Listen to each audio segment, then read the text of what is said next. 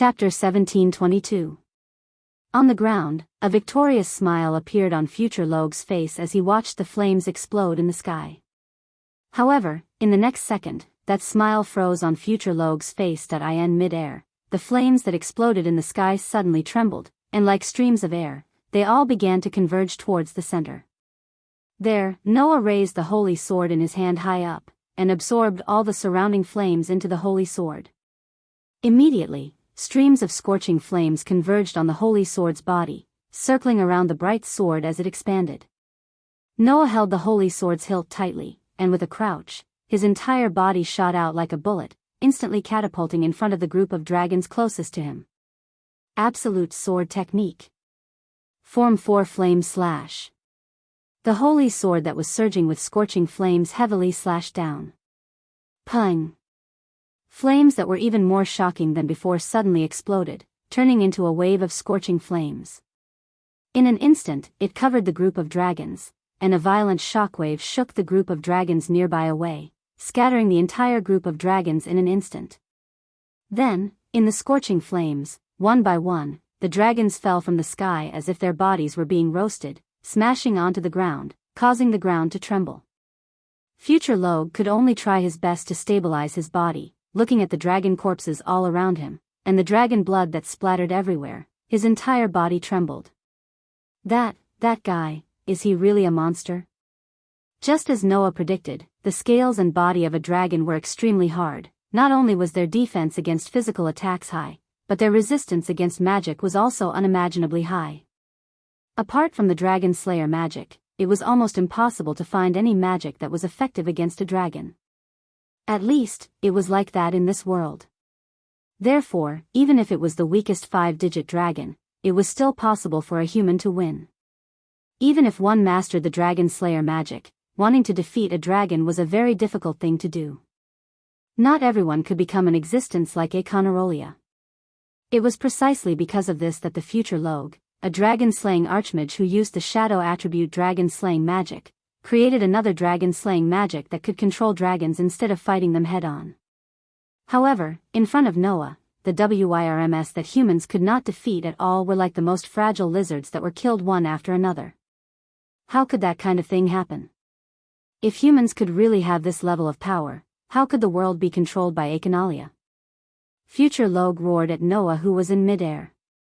It's impossible for a human to defeat a dragon. Future Logue's body, as if he was in a frenzy, formed an invisible network that connected to the dragons. Roar, roar, roar. The dragons immediately roared in unison. Their roars were filled with rage. Future Logue was unwilling to believe that a human could defeat a dragon, but how could those dragons, who regarded humans as food and livestock, believe that a mere human could single-handedly challenge a group of 10,000 dragons? Seeing one dragon after another die under Noah's holy sword, the rest of the dragons were incomparably furious and also went crazy. Therefore, there was no need for Future Logue to give the order. The giant dragons flapped their wings and charged towards Noah in groups. Noah's eyes flashed as he hovered in mid-air, his gaze sweeping the surroundings. As far as Noah's eyes could see, there were dragons charging in his direction from all directions, surrounding him in the middle. At that moment, Noah tightened his grip on the holy sword, and the divine power in his body was channeled to the maximum extent he could control, causing the sword to emit an unprecedented dazzling light, illuminating the entire night sky as bright as day. Then, one dragon after another rushed into the dazzling light. Clang! Sword light flashed in the space. Pung! A dragon's breath swept past. Poochie, poochie, poochie. Tearing sounds were incessant, causing the dragons to be cut in half one after another. Peng, peng, peng, peng. Waves of explosions also shook the air, causing the astonishing flames to surge in the dark night, making it seem magical and illusory. Noah's figure was constantly flashing in mid-air, charging back and forth among the dragons. The holy sword in his hand was constantly swinging, and every time he swung, a dazzling sword light would be drawn, killing a dragon. Meanwhile, the dragons charged in Noah's direction fearlessly, spewing breaths of various attributes from their mouths, attacking Noah's figure that was too small compared to the dragons, causing explosions to ring out incessantly. However, as time passed, Noah didn't suffer any injuries at all. Even his physical strength seemed to be bottomless as he continued to charge, and charge. Compared to Noah, the dragons and the astonishingly large number of dragons were killed one after another, causing a large amount of blood to fall to the ground. On one side, there was a lone human. On the other side, there was a massive number of dragons. Originally, it should have been a completely different battle situation. In the eyes of others, there was a huge disparity in the battle, but it was a one-sided massacre by the humans. And this battle situation was predestined from the beginning. Comparing the advantages of both sides, it was easy to understand. Although Noah had lost his authority, sovereignty, ability value, and even his treasure vault, Aster was the strongest sword spirit that even the Elven King, who was the embodiment of the elements of the world, was afraid of.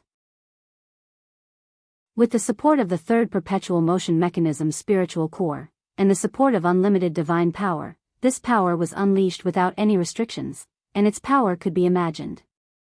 In addition, the sword dance of controlling the spirits belonged to the highest level of ultimate sword skills, and Noah could be ranked among the 4 digits. On the other side, the strength of the dragons was uneven. The strongest was at the top of the 5 digits, and the weakest was at the bottom of the 5 digits. However, in the situation where there were as many as 10,000 dragons, even if none of the dragons could be ranked among the 4 digits, they wouldn't be slaughtered by Noah alone. The problem was that although Noah had lost his authority, he still had the physique of a god slayer. Mysteries that didn't reach the level of a god couldn't be effective against Noah. Therefore, the magic of the dragons couldn't be effective against Noah, but Noah's elven magic device could easily break through the tough dragon scales that were almost impossible for humans to break. In this way, even if there were more dragons, how could they do anything to Noah? If Athena hadn't been sent by Noah to protect her companions in Kulikasli, and if she didn't have the lightning of salvation and the heavenly sword of salvation in her hands, the dragons would have all died. Looking at the dragons falling one after another under Noah's sword, the future Logue was terrified. Monster, that guy, is definitely a monster. At this moment, in the eyes of the future Logue, a figure appeared behind Noah who was killing the dragons. That figure was none other than Econarolia. One was a human. The other was a dragon king. Both of them were monsters. Could it be that after being dominated by Econarolia, he, who had escaped to this era, would be defeated by a human? Don't joke around. The future Logue roared in anger. I definitely won't lose here again. After saying that, a burst of magic surged from the future Logue's body. At this moment, a figure suddenly appeared in front of the future Logue, stretched out his hand, and pressed his face. Noah, who was holding the silver holy sword, looked straight at the future Logue, his eyes full of coldness. So noisy. After saying that, Noah's hands suddenly tightened, and he directly grabbed the future Logue's face, lifted him up, and slammed him heavily on the ground. Bang! The future Logue didn't even have time to react before his whole body was slammed on the ground, causing the ground to crack. Chapter 1723. Cough. The strong impact from his back shook his internal organs, causing him to cough up blood on the spot. Blood splattered on future Rogue's face, staining his sinister face. In fact, future Logue wasn't weak. In this era, future Logue's strength was already very outstanding. He was much stronger than Naz and Gadjalu, who participated in the S-rank promotion exam. As a magic shooter, even if he couldn't be said to be at the peak, he was definitely in the ranks of the powerful. Future Logue came from 7 years in the future. 7 years of bitter struggle in a world dominated by Econarolia. One could well imagine how powerful Logue would become in the future. At least, with future Logue's strength, it wouldn't be strange to say that he could stand shoulder to shoulder with Alusha and Kagura. However, facing an existence that could solo 10,000 dragons, future Logue had no power to fight back. It was still the same sentence. It wasn't that future Logue was too weak. It was just that Noah's strength couldn't be considered on the same level as human magic shooters. Damn. Damn. Future Logue struggled to get up. But before future Logue could struggle to get up, a flashing holy sword was suddenly pressed against Future Logue's neck. The cold touch from the front of his neck made Future Logue freeze. Future Logue could only slowly raise his head and look in front of him. There, Noah was holding a silver holy sword and pointing it at Future Logue's throat. His eyes were abnormally cold. I don't know what kind of desperate life you lived in your era, but because of that, you came to this era and used everything you could to summon 10,000 dragons for you to manipulate and conquer the world for you. How is that different from Aeconarolia? Noah's gaze fell on Future Logue, giving Future Logue an indescribable sense of oppression. You can't even protect your own future, yet you want to take away someone else's future. Your defeat was already destined. Shut up.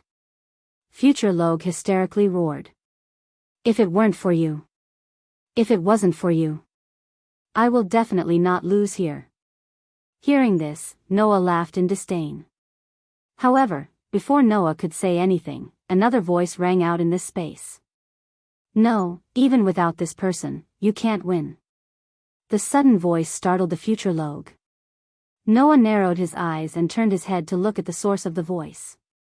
Tap, tap, tap, tap, amidst a series of extremely clear footsteps, a figure seemed to be slowly approaching from the distant horizon in the sea of fire.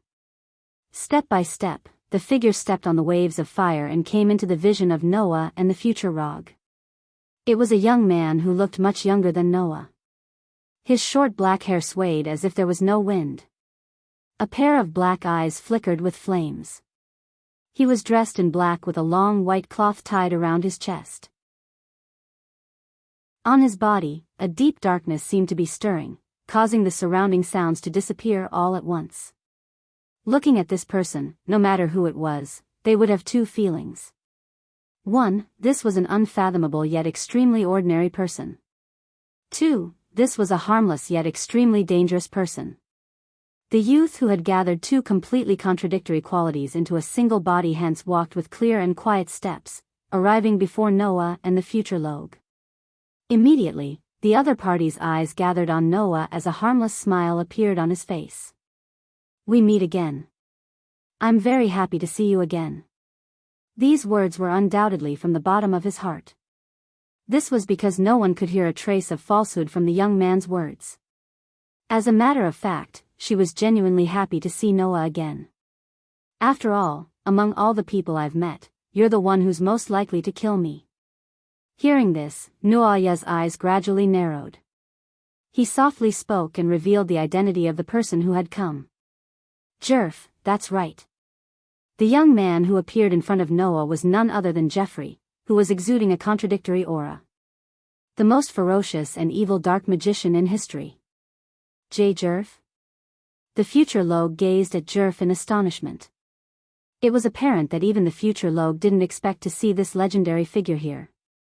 However, Jerf didn't care about the Future Logue at all.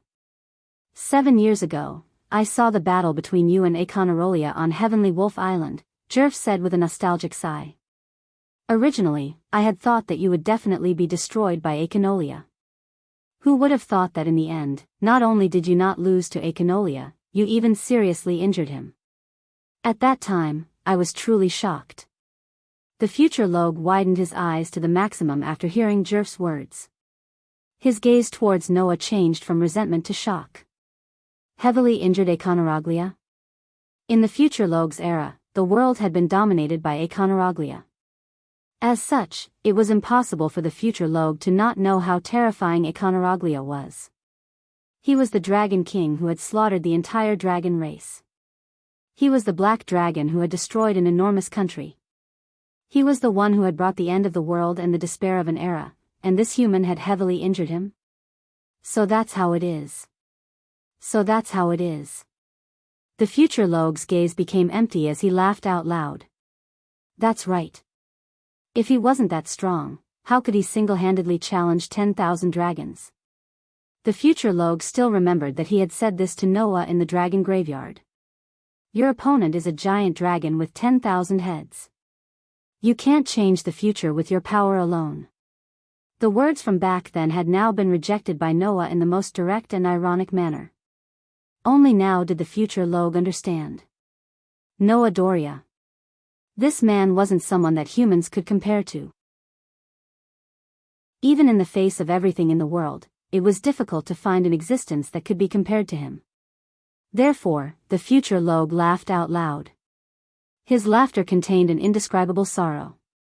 Unfortunately, at this moment, the existence of the future Logue was already insignificant to the two otherworldly figures present.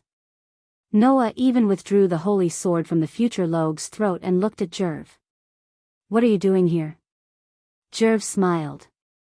His expression was still as harmless as ever. "I'm here to witness the future of this era."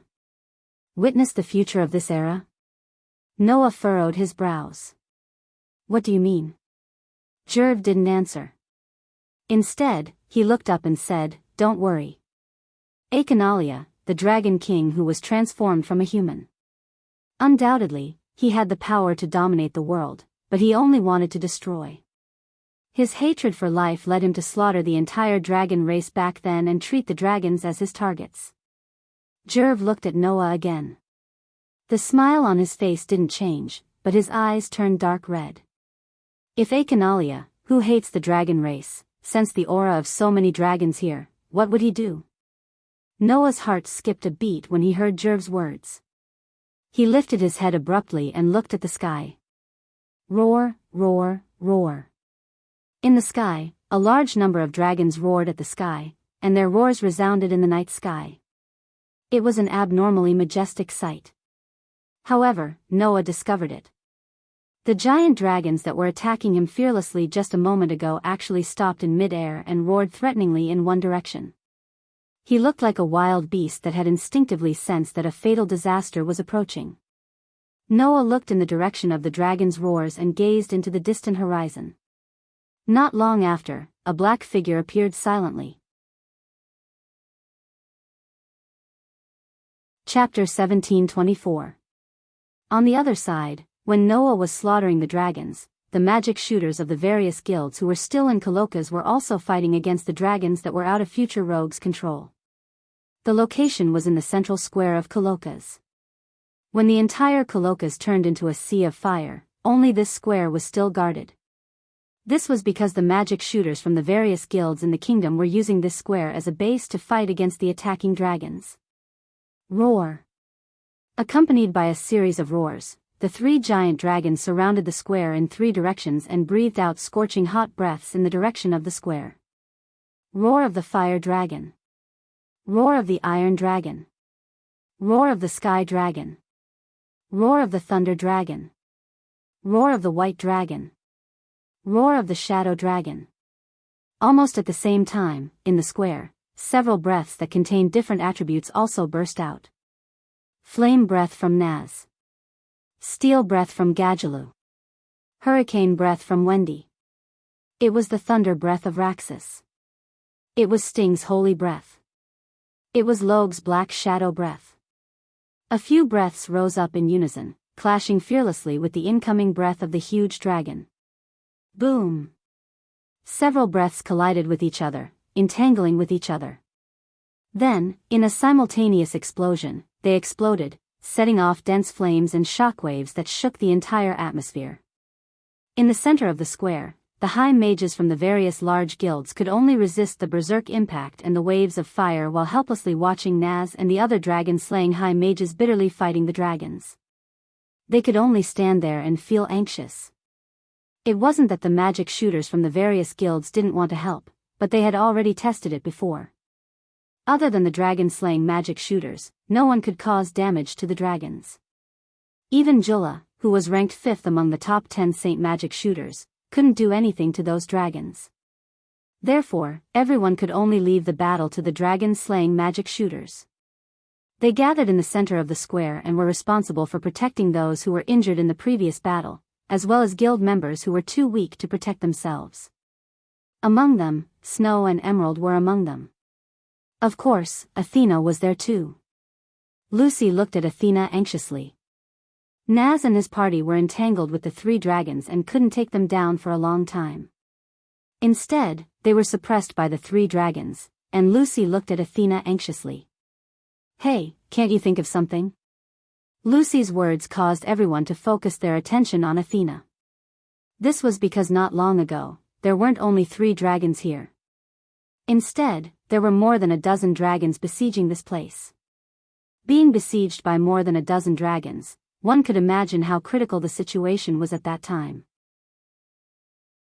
However, at that moment, Athena arrived with Yukino and Emerald. She instantly unleashed a dozen lightning bolts.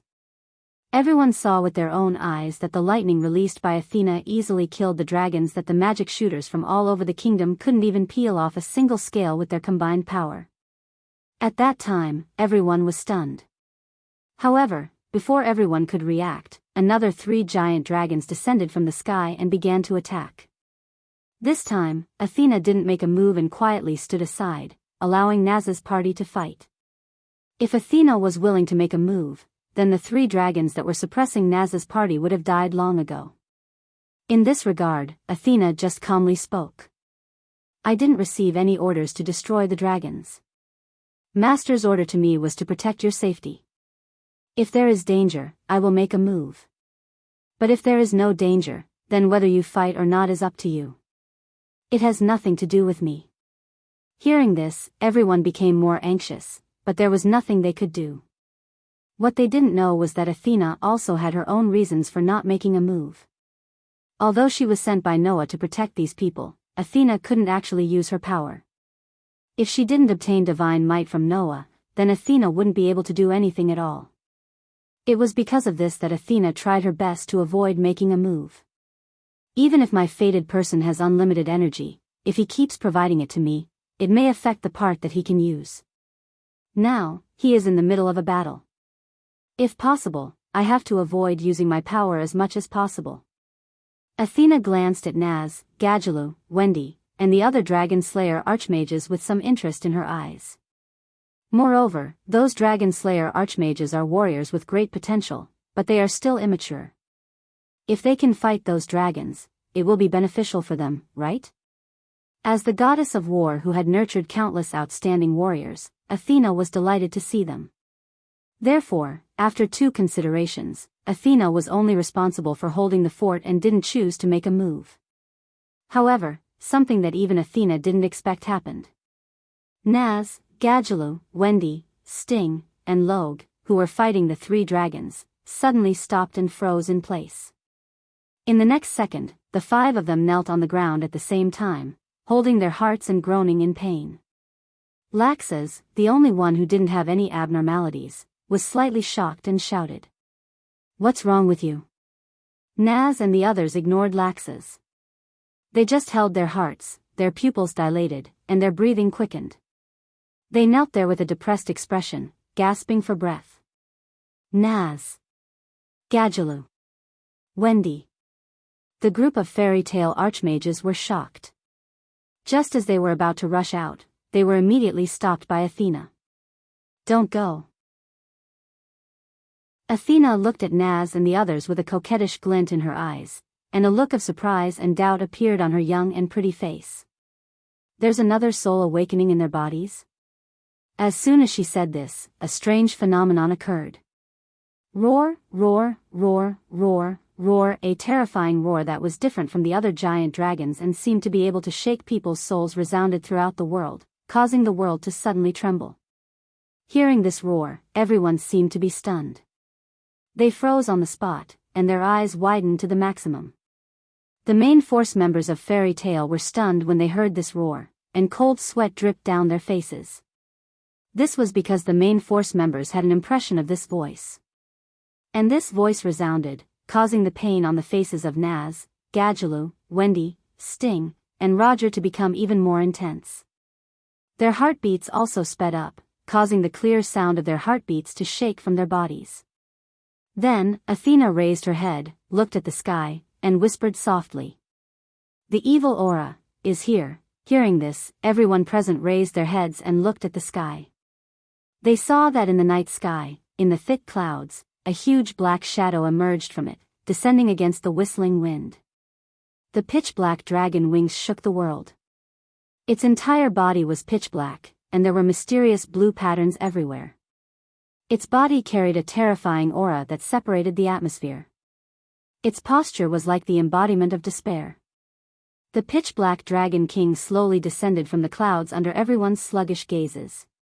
Looking at the pitch-black dragon, Makarov's voice trembled as he squeezed out a voice with difficulty. Akonarolia, as if it could hear Makarov's call, the descending Akonarolia lowered its ferocious head and looked in the direction of the square. Looking at the three-headed dragon surrounding the square, Akonarolia's eyes flashed with hostility. Not good. Athena was startled. It's planning to attack. Before she could say this sentence, in the sky, Akonarolia suddenly opened its ferocious dragon mouth, and a terrifying light of destruction fluctuated from within.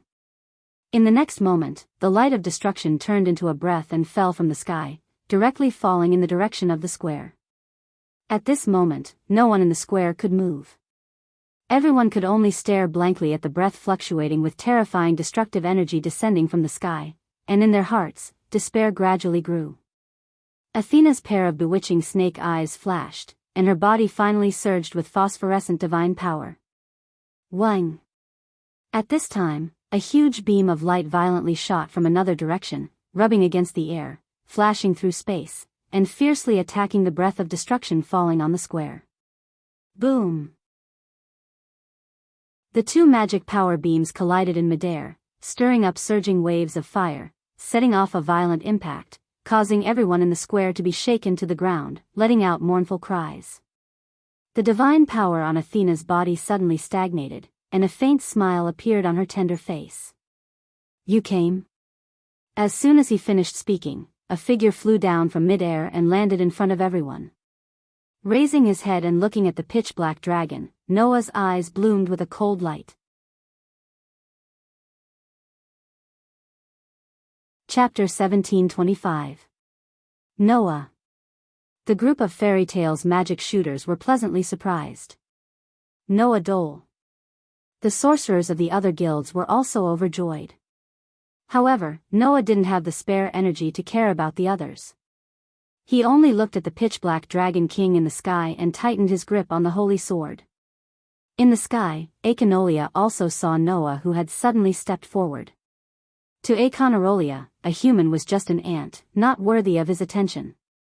Even dragons were prey to Akonarolia, let alone humans who even dragons couldn't resist. Therefore, Akonarolia definitely wouldn't look a human in the eye. However, at this very moment, Akonarolia was staring at Noah below. Akonarolia clearly remembered that human's appearance. 7 years ago, on Heavenly Wolf Island, it was this human before his eyes who had stopped him when he was planning to destroy him, and even heavily injured him.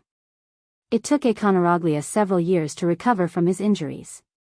Taking a closer look, although the wounds inflicted by Noah's parting sword, E.A., had already healed, there were still some scars left on Akonarolia's pitch-black body that was covered with mysterious patterns. Recalling the pain he suffered at that time, Akonarolia's eyes immediately turned red. Roar, roar, roar, roar, roar, a roar that was enough to shake a person's soul resounded once again, turning into a rolling sound wave. With a shock, it actually dispersed the thick clouds in the night sky in an instant, setting off a violent airflow that surged in all directions. Immediately after, Akonarolia, with a ruthless aura all over his body, charged towards the square below like an arrow that had been shot from a bow.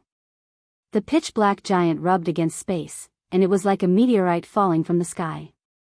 Sparks flew as it rubbed against the outline of Akonarolia's body, shaking the entire space while explosively descending. Its momentum was extremely terrifying. Undoubtedly, Akonarolia was still at least a few hundred meters in the air, but the violent airflow set off by his body had already reached the square, making the group of magic shooters unable to open their eyes. Such momentum was not something that the WIRMS summoned by the future Logue could compare to. The evidence was that the 3 dragons surrounding the square had already retreated with a low roar, their faces filled with fear. Noah was the only one present who could withstand the violent waves of air that were roaring towards him. His dark and deep eyes grew brighter and brighter. Then, Noah poured all the divine might he could into the Demon Slayer in his hands. Clang! A gorgeous white light shone, illuminating the entire square. At this moment, Noah gathered a portion of the divine might under his feet, before releasing it in one breath. Bang! The released divine might transformed into a powerful shockwave that shattered the ground. Shio! Immediately after, Noah's entire body shot towards the horizon at an astonishing speed, the demon slayer, in his hands rising with a spiral-shaped phosphorescence. Absolute sword skill.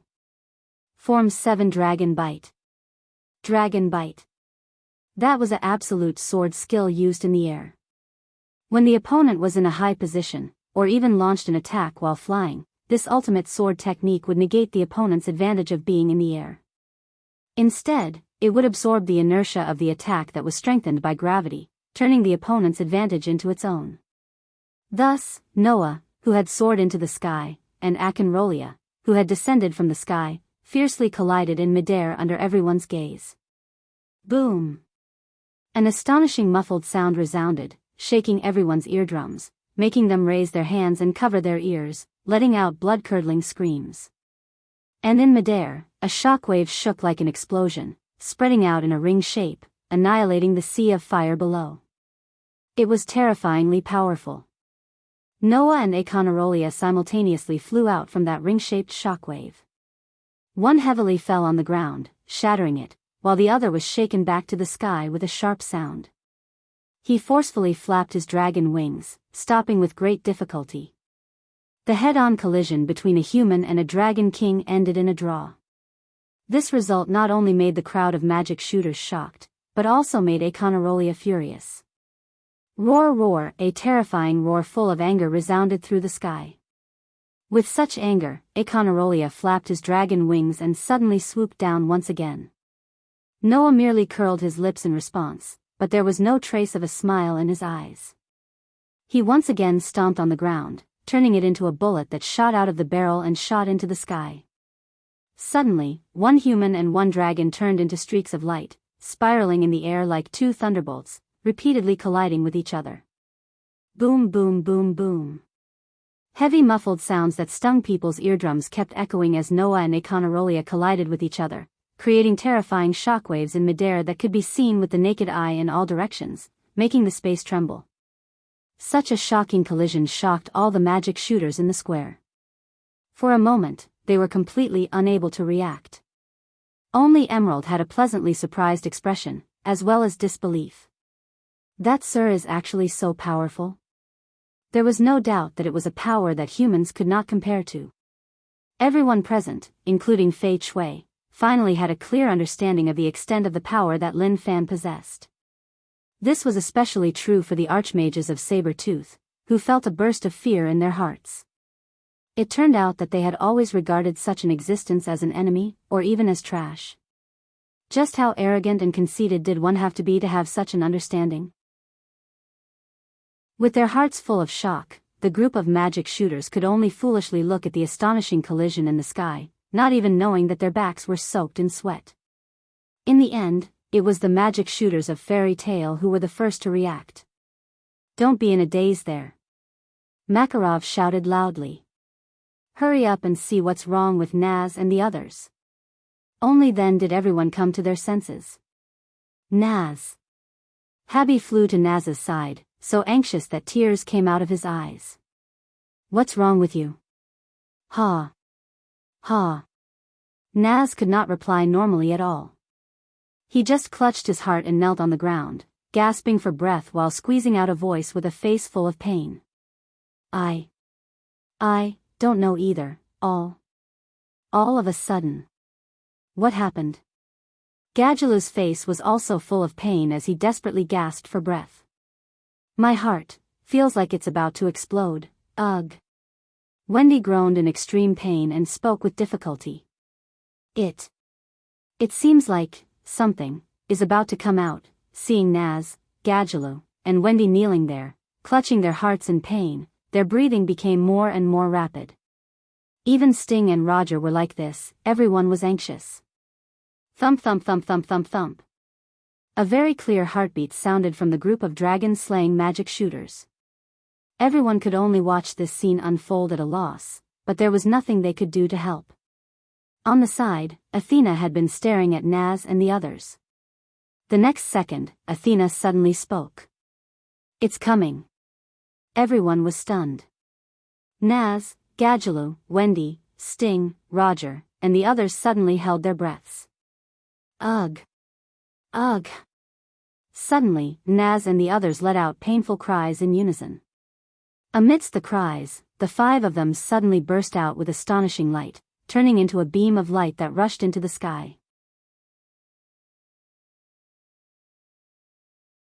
Chapter 1726. Amidst the tremors in the air, the pillars of light that rose from Naz, Gadjaloo, Wendy, Justin, and Rog rushed directly into the sky, shining with a dazzling light that was particularly conspicuous in the dark night. What's going on? Everyone present was completely dumbfounded when they saw this scene. However, in the next moment, the scene in the light pillar caused their eyes to widen. Not to mention the others, even Naz, Gadjaloo, Wendy, Justin, and Rog's eyes widened. That's... Naz's face was full of shock. No way. Gadjaloo's eyes were full of shock. Liar.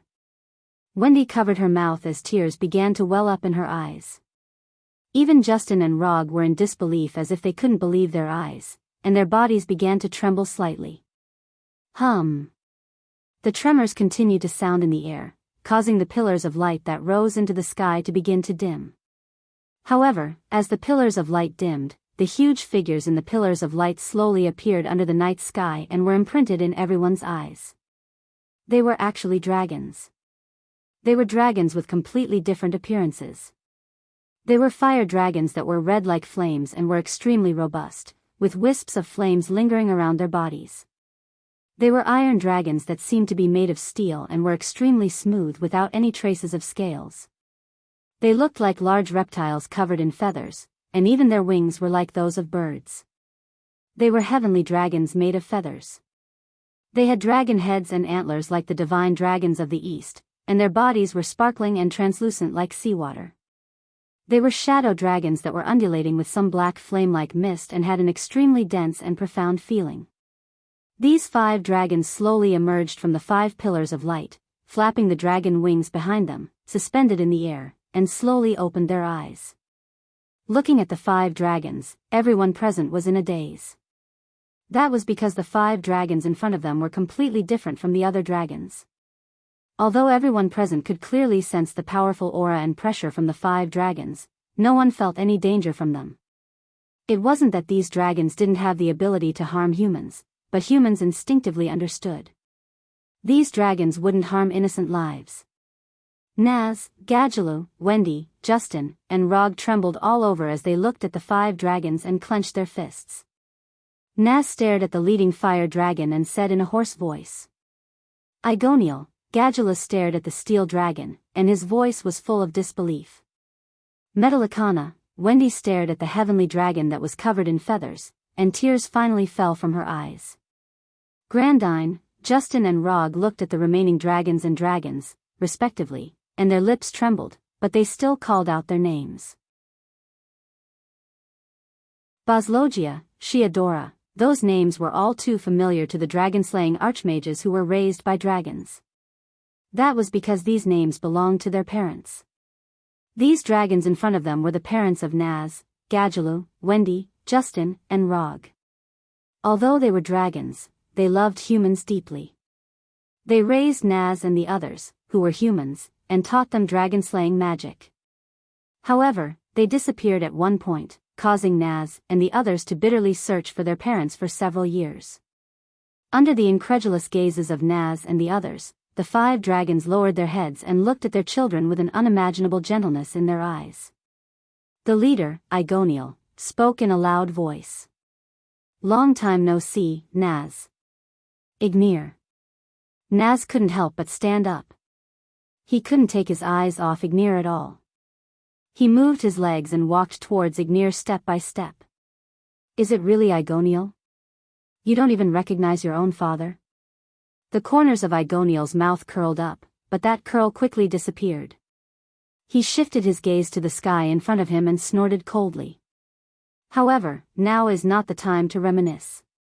Naz, get out of the way.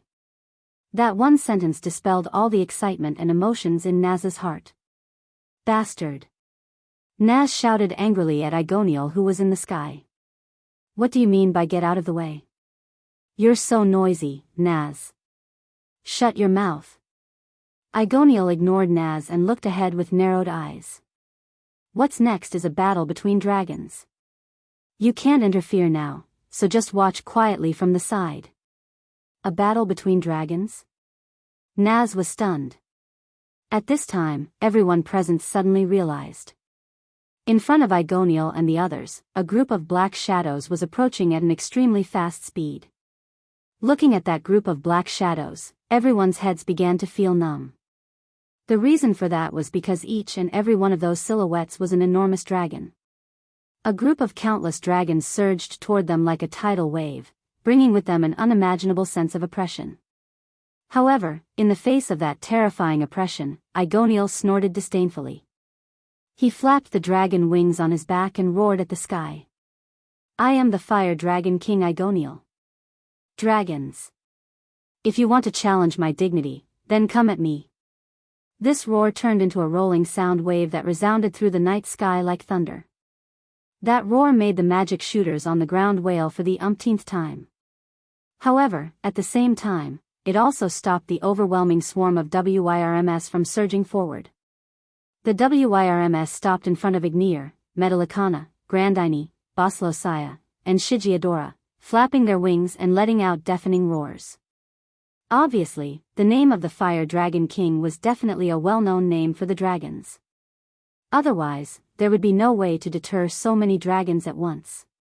Dragons. Go back. Grandine also spoke, but her voice was not as heavy as Igoniel's. Instead, it was as gentle as an old woman's. The current era does not belong to us dragons. Invading this era is not allowed. Go back to the era that belongs to you. Hearing that, many dragons in the group let out roars of disagreement, disapproval, and even disdain. They did not pay attention to Grandine's words at all. However, not all dragons were like that. Some of the dragons looked at each other in confusion, as if they did not know what to do. Some of the dragons retreated without hesitation, and even went behind Igoniel and roared at the original group of dragons. The former were intimidated by the name of the Fire Dragon King, and did not know if they should retreat. The latter were all dragons of the Fire Dragon clan, and treated the words of the Fire Dragon King Igoniel as an order. Hence, the dragons that had brought disaster to the entire Crocus were divided into 3 factions. One was led by Igoniel, Metallicana, Grandine, Boslosaya, and Shigiadola. One was intimidated by the might of the Fire Dragon King and the other dragons, and chose to watch from the sidelines. Another one roared bravely at Igoniel and his group, and issued a challenge, charging in their direction. Igoniel spat out a stream of flames from his nose, but a sinister smile appeared on his dragon head. I'm burning. Immediately, the dragons in the sky above Crocus began to roar and collide, and an intense group battle broke out in midair. The battle between humans and dragons had unknowingly turned into a battle between dragons and dragons. On the other hand, the humans could only stay on the ground and watch this scene in a daze, completely at a loss for what to do. Under such circumstances, in the sky, at a place higher than the clashing dragons, the most intense battle was also going on. However, that battle was no longer a battle between dragons, but a battle between humans and dragons. There was only one person who was watching the battle. That was the dark magic shooter who stood at the top of the palace, facing the wind. Looking at the sky that had turned into a battlefield, Jerf murmured softly. If you can defeat Akinalia, then you can definitely help me fulfill my wish, definitely.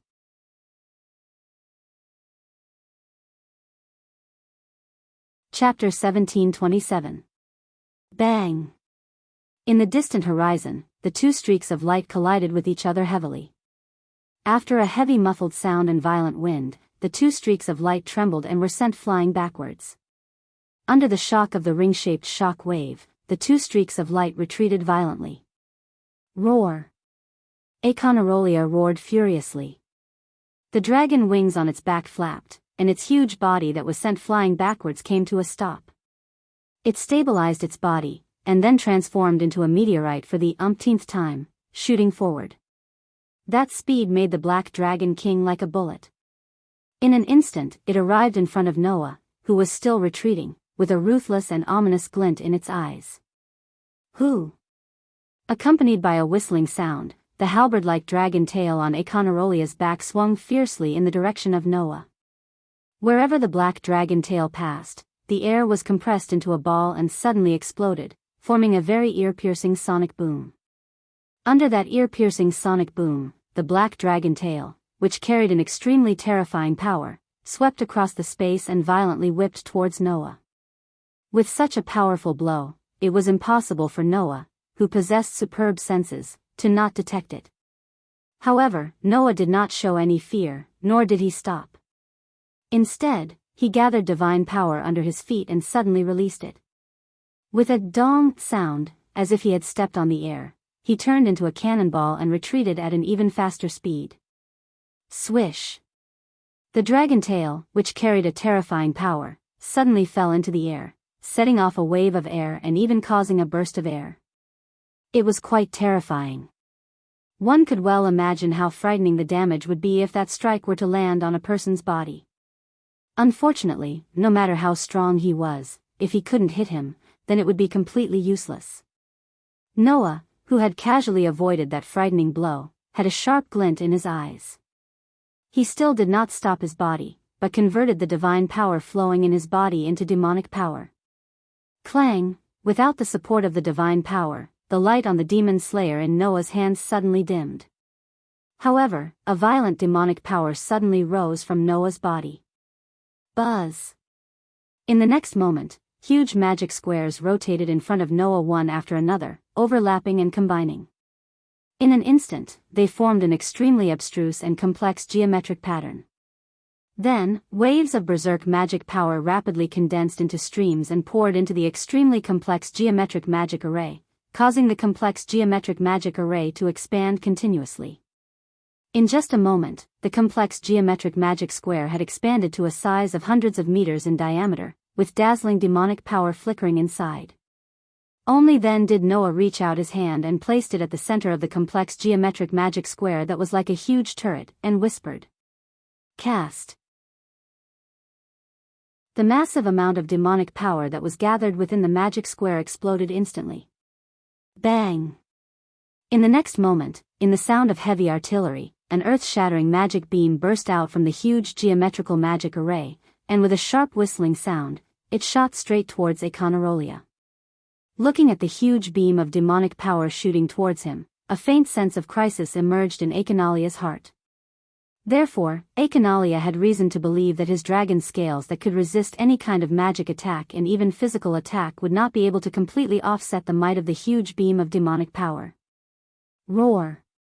Thus, Aconalia suddenly roared and opened his sinister dragon mouth, gathering demonic power that fluctuated with frightening destructive energy and condensing it into a ball of light. Bang! The ball of light exploded, and the fearsome destructive energy transformed into a beam of light that pierced through the air and shook heaven and earth. The beam of light was imbued with a burst of abnormal energy fluctuations, and it hurtled directly toward the oncoming beam of light. Boom! The moment the two terrifying beams of light collided, a ball-shaped ball of demonic power continuously expanded at the point of collision. Finally, it exploded with a loud bang, causing the violent explosion to turn into a shockwave that shook in all directions. The thunderous sound could be faintly heard even from a distance of 1,000 meters. At the moment of the explosion, a circle of energy ripples also shook from the point of explosion, sending Aconalia flying back. It was at this moment that a figure suddenly appeared in the center of the energy ripples in front of them. With a whoosh, the figure landed on Aconarolia's back. Aconalia's eyes widened. Noah, on the other hand, raised his fist high. Magic lines that looked like electric wires suddenly crawled up his arm. Go down. Amidst the violent roar, Noah's fist that was covered with electric wiring lines suddenly clenched, and like a thunderclap, it fiercely smashed down on Aconalia's body. Boom! A muffled sound like the ringing of a bell resounded, shaking up a circle of shockwaves. An astonishing force directly hit Aconarolia's back, causing him to let out a painful howl. His huge body was like a kite with a broken string, and like a rubber ball that was fiercely slapped away, he fiercely fell to the ground. Whoosh! A sharp sound that pierced one's eardrums reverberated between heaven and earth, attracting the attention of the fierce battle between the dragons and the humans who were watching the development of the situation on the ground. Then, both the humans and the dragons saw it. In the distant sky, a stream of light violently fell like a meteorite, causing violent friction with the atmosphere. Carrying a fiery halo, it heavily landed in a corner of Crocus under the gaze of all the dragons and humans. Boom! The stream of light hit the ground, and amidst a deafening loud noise, it stirred up a terrifying shockwave. Along the way, it brought along thick sand and debris, spreading to the surroundings like a typhoon. Looking at this scene, both the dragons and humans subconsciously stopped what they were doing and focused their gazes there. After the astonishing shockwave subsided, everyone could see clearly. In that huge pit, Aconalia was lying on it, howling in pain. On the other hand, Noah rode on Aconalia's back. His hands were covered in electric wiring lines that shone with unprecedented brilliance. He threw punches at Aconalia one after another. Boom, boom, boom, boom. A series of muffled sounds that made one's heart contract abruptly resounded. At this moment, Noah seemed to have turned into a berserker. With red eyes, he repeatedly bombarded Aconalia with fists that carried the power of tens of thousands of kilograms. With each punch, Aconarolia's huge dragon body shook fiercely, and it let out a painful roar. Immediately, even the ground started to crack apart along Aconaraglia's body in all directions. That extremely shocking scene made all the dragons and humans suck in a breath of cold air. Finally, even the ground couldn't withstand the shaking of those punches that could shatter mountains and split the sea. Bang! With a muffled explosion, the ground beneath Aconarolia shattered and caved in as if it was collapsing. Dense sand and dust filled the air, covering Aconalia's body. At this time, Noah suddenly retreated from that dense sand and landed on the ground. The magic patterns on his arms slowly disappeared, and he raised his hand. The silver holy sword just happened to fall from the sky, landing in Noah's hand. Everyone suddenly went silent. The eyes of the entire Crocus were focused on Noah. Looking at the figure that was much smaller than the dragons, a feeling of alarm arose in their hearts. I didn't expect that such a terrifying human could be born in this era. Igunir stared at Noah, then looked in the direction of the rising sand and dust. However, Aconalia isn't that easy to defeat, human.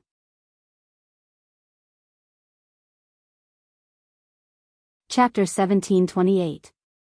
In the sky, the sound of dragons flapping their wings could still be heard clearly, filling the whole of Colchis with a tense atmosphere. Everyone's eyes were focused on the place where the thick dust was rising, and then looked at Noah, who was motionless, and many people couldn't help but swallow a mouthful of saliva. Under such circumstances, in the place where the thick dust was rising, a black shadow gradually climbed up from the ground, and the dragon wings on its back suddenly shook, shaking the thick dust away. Roar, roar, roar, roar, roar! The black dragon king, covered in mysterious patterns, looked up to the sky and roared, making everyone present feel as if they had been hit by an invisible impact. Their chests felt stuffy, and they couldn't help but retreat a little. Noah looked straight at the angry roaring Aconarolia, his hand holding his sword slightly tightened, and an expression of, as expected, appeared on his face. Even if it's just a god-level physical ability, there's still no way to cause much damage to it. No matter what, Aconarolia was a 4-digit existence. Noah's physical ability that was comparable to a god-level physical ability after being strengthened by magic was at best a 5-digit peak. If he wanted to shake Aconarolia, there was no way to cause much damage with just an attack of that level. Of course, even if it didn't cause much damage, from a human point of view, Noah's actions were already quite astonishing to be able to suppress the legendary Dragon King and beat it up. It was precisely because of this that the anger in Aconarolia's heart could be imagined. So, in the next second, Aconarolia lowered its head, stared at Noah, opened its dragon mouth, and squeezed out a low voice. How irritating, that voice stunned all the people and dragons present. However, even if everyone and the dragons were stunned, Conarolia still growled as if it was talking to itself. To think that I would be forced into such a state by a mere human. This is too displeasing. Hearing this, everyone finally reacted. Wendy said with a look of bewilderment. He spoke. Isn't that obvious? Gadjaloo clicked his tongue. Dragons are extremely intelligent beings, how could they not know how to speak? As Gadjaloo had said, dragons were highly intelligent beings. It was impossible for them not to know how to speak. Not to mention, Conarolia was once a human, so it was even more impossible for him to not know how to speak. However, generally speaking, some proud and arrogant dragons, who viewed humans as ants, food, and livestock, did not like to talk to humans. That was why they would use roars as a form of intimidation instead of words. Conarolia was an existence that belonged to this category. It wasn't just humans, Conarolia also despised the dragon race, and even despised all life forms. Even if he had extremely high intelligence, he still didn't like to talk to any existence. However, at this moment, Akinrolia finally opened his mouth to speak. Because of a human. A human who had once severely injured him and now suppressed him.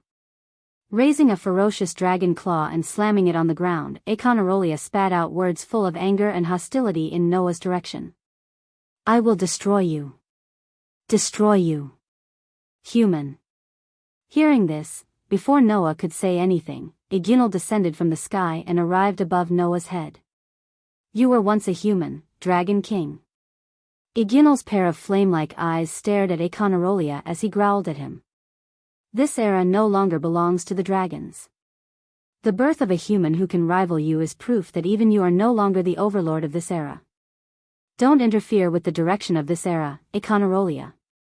Conarolia immediately raised his dragon head and looked at Iginal, his voice still low and angry. Do you think I will lose to a mere human? Fire Dragon King. You were once a human, yet you were able to become the Dragon King. If that's the case, is there anything strange about the appearance of another human who can defeat you? Iginir said as he spat out a mouthful of flames. The era of the dragons has already ended. Your legend will also end one day.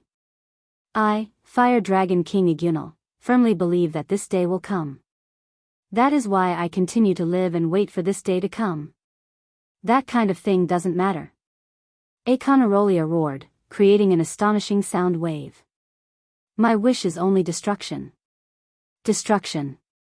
Destruction. Your wish will not come true. Conarolia.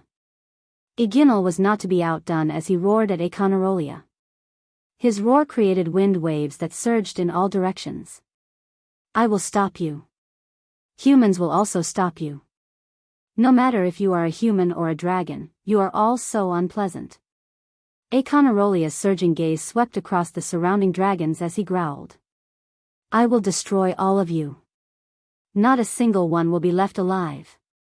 Conarolia words angered all the dragons. However, from Conarolia body, the dragons all felt a fatal threat.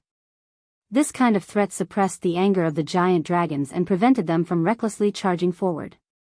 Thanks to this, the dragons were able to survive.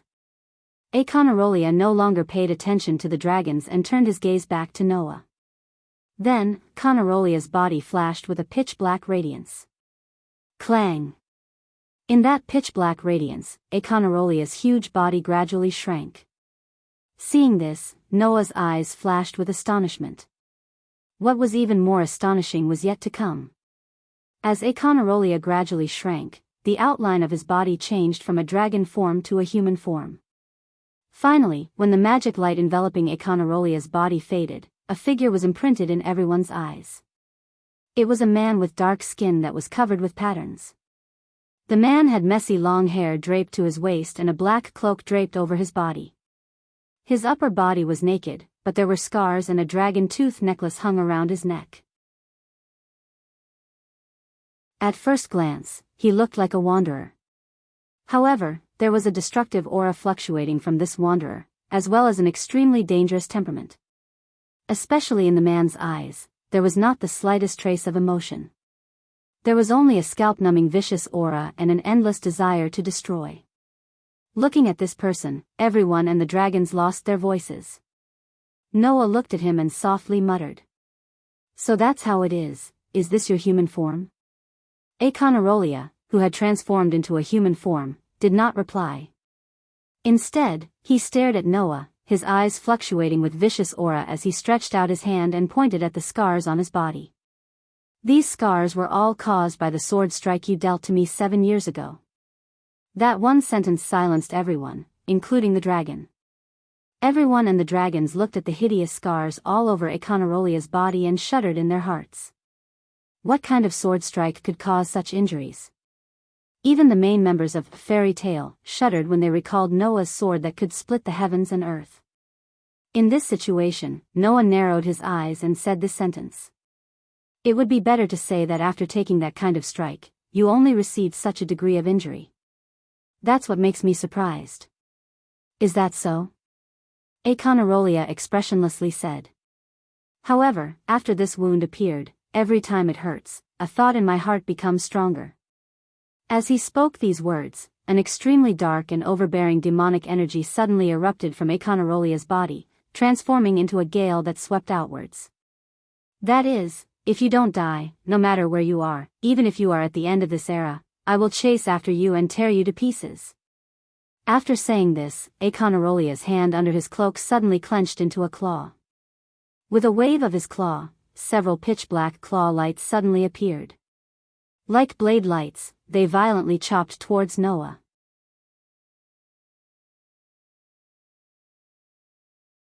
Chapter 1729. Following the sharp sound of something breaking through the air, that pitch-black sharp claw light suddenly cut through the air like a bolt of lightning, carrying a ferocious aura that caused one's expression to change as it viciously chopped down at Noah.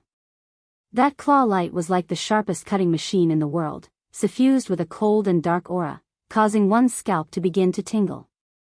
It was believed that if one was hit by this claw light, then it would definitely be like what Aconorolia said, being able to tear a person to pieces in an instant. Even if that person was Noah, it would still be the same. However, facing such a terrifying attack, Noah's expression did not change in the slightest. Looking at the sharp claw light that violently chopped down, Noah felt the cold aura that it carried until it was less than half a meter away from his body. Only then did he tighten his foot and abruptly take a step to the side. Shwa! The sharp claw light immediately brushed past Noah's shoulder in an extremely thrilling manner, landing on the ground beside Noah. Pung! In the midst of the explosive sound, those sharp claw light directly exploded the ground, carving out several gullies in the ground, and explosively shot into the distance without losing momentum, plowing out abyss-like cracks along the way, causing gravel to fly in all directions and explode in the surroundings. The power of a single claw had actually reached such a level. And this claw was clearly just a greeting from Aconorolia. Pung! In the next second, Aconorolia stomped on the ground, and his entire body shot out like a sharp arrow. His eyes filled with hostility stared straight at Noah, while one of his hands was still in the shape of a claw, like a sharp beast's claw. Raising his arm, the claw brought about a cold and sharp wind as it mercilessly pierced towards Noah's throat. Only at this time did the onlookers and dragons react one after another. Looking at Aconorolia shooting towards Noah at an astonishing speed, the sharp claw directly piercing towards Noah's throat, one by one they cried out in alarm. Even the ground had been ripped apart by Aconorolia's claw, not to mention a human's body, and a fragile throat at that. Everyone could be sure. Once this claw hit, not to mention the throat, Noah's entire head would be directly torn apart, leaving only a pile of blood and flesh. Even the onlookers could understand, naturally Noah could not. In response, Noah suddenly raised the Demon Slayer in his hand. Clang! A surge of divine power surged into the silver holy sword, causing the elven magic equipment named Demon Slayer to blossom with dazzling light. Soon after, Noah raised the holy sword in his hand high up, and suddenly chopped down at the incoming sharp claw. The sword light fell in midair, colliding with the incoming claw with a loud bang. Clang! The collision of the sword and the claw actually caused a crisp sound of steel clashing against steel to suddenly resound, stirring up ripples in the air, which rapidly surged out in all directions, spreading out in all directions. Noah and Econarolia both trembled, and under the effect of a force that could not be ignored, they were suddenly shaken back. Suddenly, Econarolia's feet repeatedly stomped on the ground, and his figure involuntarily retreated. With every step he took, the ground would shatter with a thump sound. After retreating several steps in a row, Econarolia fiercely stomped his feet, and at the same time, his figure finally stabilized. Noah was not as violent as Econarolia. While retreating, his feet gracefully tapped on the ground, and with each leap, he dispelled the force that could not be ignored. Launching an attack without a word, as expected of a villain. Noah's gaze directly fell on Econarolia's body, and a slight sharpness gradually emerged in his eyes. Then, should it be my turn next? As his words fell, the phosphorescent divine power fluctuating around Noah's body suddenly surged to his feet, converged into a ball, and then exploded.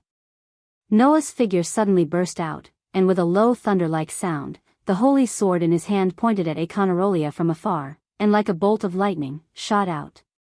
Absolute sword skill. Primary form purple lightning. The lightning-like thrust caused Noah's figure to turn into a blurry shadow, and in a flash, he arrived in front of Econarolia. The sharp tip of his sword was directly pointed at Econarolia's throat, as if returning the attack from before. With a cold gust of wind, he mercilessly stabbed forward. Econarolia's pupils slightly shrank, but a ruthless look appeared in his eyes, and he suddenly bent his claws. A pitch-black demonic power suddenly emerged from Econarolia's claws, curling around his 5 fingers, and slightly fluctuating, causing Econarolia's nails to be suffused with a cold light. Black Dragon's Claw Attack. With a low roar, Econarolia's arm shook, and his claws instantly shot out. An invisible gust of wind formed a faintly discernible shadow in front of his claws, and like a dragon's claw, it carried a ferocious momentum and met the holy sword that was thrusting towards him. Clang! A loud and clear sound of metal clashing abruptly rang out. Whang! A storm-like ripple of energy suddenly burst out from the collision of the sword and the claw. Kacha kacha kacha. Wherever the ripple of energy passed, the ground was unable to bear the heavy load, and cracks spread out like a spider web from Noah and Econarolia's bodies, instantly expanding to a distance of tens of meters away.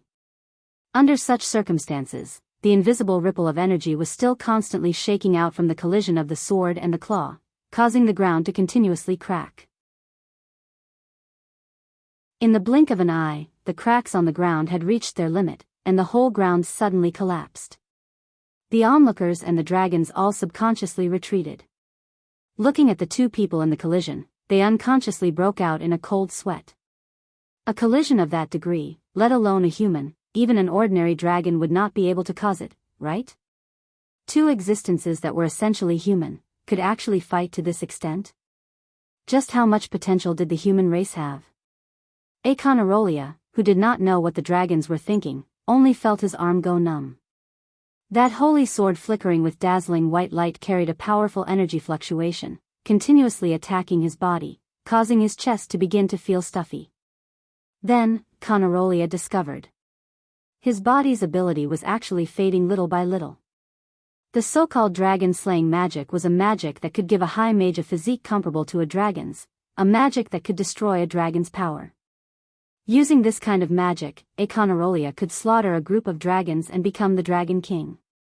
Now, the elven magic device called Demon Slayer was slowly eliminating the effects of the dragon-slaying magic used by Econarolia, attempting to pull Econarolia off the altar of the Dragon King and turn him back into a human. That was the ability of the Demon Slayer. It was even more against the rules than the God Slayer magic device, and could even break through curses. Being in close contact with this kind of elven magic device, Econarolia's dragon physique would most likely be removed and he would turn back into a human. This was something that Econarolia could not tolerate. I'm the Dragon King. Econarolia. Econarolia clenched his claws, tightly grasping the dazzling white light of the Demon Slayer. Staring at Noah with an ominous glint in his eyes, he growled. Before destroying everything in this era, I absolutely won't lose to a human. As soon as his voice fell, Econorolius suddenly raised his other arm, curling it into a claw. Pitch-black magic surged on it, turning into a sinister beast claw, covering Econorolius' claw. Whoosh! Amidst the faint sound of breaking air, the claw that was covered by the ferocious beast's claws cut through the air. It carried an incomparably sharp claw wind and terrifying chi as it violently slashed at Noah's chest. Noah's expression slightly changed.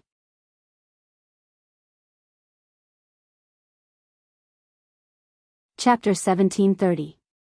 Sharp claws swept past, carrying a sinister dragon claw shadow, leaving faint claw marks in the air, directly aiming for Noah's chest.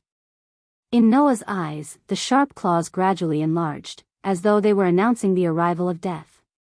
They were closing in on Noah bit by bit. In this instant, Noah could be said to have reached the end of the road. The demon slayer in his hand was firmly imprisoned by Achinalia, not caring about the effects on his body, simply unable to move. In this case, with Noah's body that had returned to the human category after losing his ability value, he would definitely die on the spot after receiving that claw. But at this time, if the divine power in his body was converted into magic power, using the strengthening magic to strengthen his body, perhaps he would be able to withstand this attack. However, at that moment, Econorolius' claw collided with the demon slayer and directly suppressed Aster, who had lost the support of his divine power, and similarly dealt a fatal blow to Noah. Of course, Noah could also use both magic power and divine power at the same time, achieving the dual use of both the elven device and the strengthening magic. But before this, Noah had already discovered that the difficulty of controlling two completely different types of energy was a lot higher than purely controlling one type of energy. If he used both types of energy at the same time, it would only cause the output of the two types of energy to decrease by a lot, causing the might of both the elven device and the strengthening magic to sharply decrease by more than half. In this way, he simply wouldn't be able to continue fighting Achinalia. Thus, in the battle between Noah and Achinalia, he had always only used divine power or magic power, absolutely not both at the same time. In any case, Achinalia's dragon physique completely came from the dragon slayer magic. As long as he had the demon slayer in hand, then even if Noah didn't use the strengthening magic to strengthen his body's ability would still be in the human realm. He could rely on the elven device to greatly weaken the might of Achinalia's dragon slayer magic, achieving the goal of directly confronting this pitch-black dragon king. In view of this, now that the demon slayer was imprisoned, facing Achinalia's furious claw, Noah had already reached the end of the road. Then, at this very moment, what other methods did Noah have to deal with the current situation? The three major spells of the fairy tale required an extremely long time to prepare, and simply couldn't be used in this moment of imminent peril. None of the simulated star map, another cosmology, was effective against Econololia. In that case, in a situation where he could only use the divine might, there was only one trump card that Noah could use. Divine starlight, lightning of salvation, wisdom of the goddess, indestructible steel. Amidst the incantation written in the elven language, half of the elven mark on the back of Noah's left hand suddenly flickered. Sword, appear in my hand. Suddenly, Athena, who was standing by the side of the high mages of the fairy tale, had a pair of bewitching snake eyes that faintly flickered, and the corners of her mouth lifted slightly. Soon after, under the astonished gazes of the high mages of the fairy tale, Athena's body flashed with a resplendent radiance and turned into a platinum divine sword. She suddenly turned, broke through the air, and shot towards Noah's direction. Pa! With a crisp sound, the elven device called the Heavenly Sword of Salvation was caught in Noah's hand. Clang! A dazzling platinum light that was as bright as the sun suddenly blossomed from the Heavenly Sword of Salvation. The platinum light converged into a flash of light in the blink of an eye. Amidst Econorolia's abrupt change of expression, it suddenly shot out and shot towards Econorolia's sharp claws. In order to imprison the demon slayer, Econorolia directly used his hand to tightly grasp the demon slayer. Thus, under the power of the demon slayer, Econorolia's dragon slayer magic had been weakened by a large portion. What would be the result of using such a weakened dragon slayer magic to face a flash that could split stars? The answer was mercilessly revealed in the next second. Poochie. The resplendent flash burst out, and with a tearing sound, it directly pierced through Aconarolia's arm and even annihilated that arm in the flash. Thick blood immediately sprayed into the sky. Woo. Woo ah ah ah ah ah. Aconarolia let out a low roar filled with pain. Under the intense pain, Aconarolia released the demon slayer's shackles. Noah's eyes flashed with a touch of coldness, and he raised the demon slayer high. Clang! The silver sword light flashed, and with a sword hum, it suddenly swept down towards Aconarolia. Poochie! Another tearing sound sounded, and a large amount of dark red blood sprayed in all directions. The demon slayer, which turned into a sword light, slashed diagonally along Aconarolia's shoulder, causing blood to spurt out from Aconarolia's body. A hideous wound appeared on Aconarolia's body from his left shoulder to the right side of his abdomen. With a large amount of blood, Aconarolia's body soared into the air, flew backwards, and slowly fell to the ground. Blood dyed the ground red. The whole world fell into silence. Everyone looked at Aconarolia, who fell to the ground, with a large amount of blood flowing out from his body and staining the ground red. They all fell into a state of silence, including the dragons in the sky. Whether it was humans or dragons, at this moment, they all held their breath, and lost the ability to speak and react. Then, on the ground dyed red, Aconarolia's body trembled and he coughed. Cough cough cough. Aconarolia constantly coughed out blood, but as if he didn't allow himself to lie on the ground, he struggled to get up. However, the entire process of getting up was difficult and cruel. Naturally, it was difficult to avoid. After all, even if it was a dragon king, receiving such a serious injury was enough to kill him. Thus, how could it not be difficult to get up? As for cruelty, it referred to the scene itself. Even after suffering such a serious injury, he still insisted on getting up.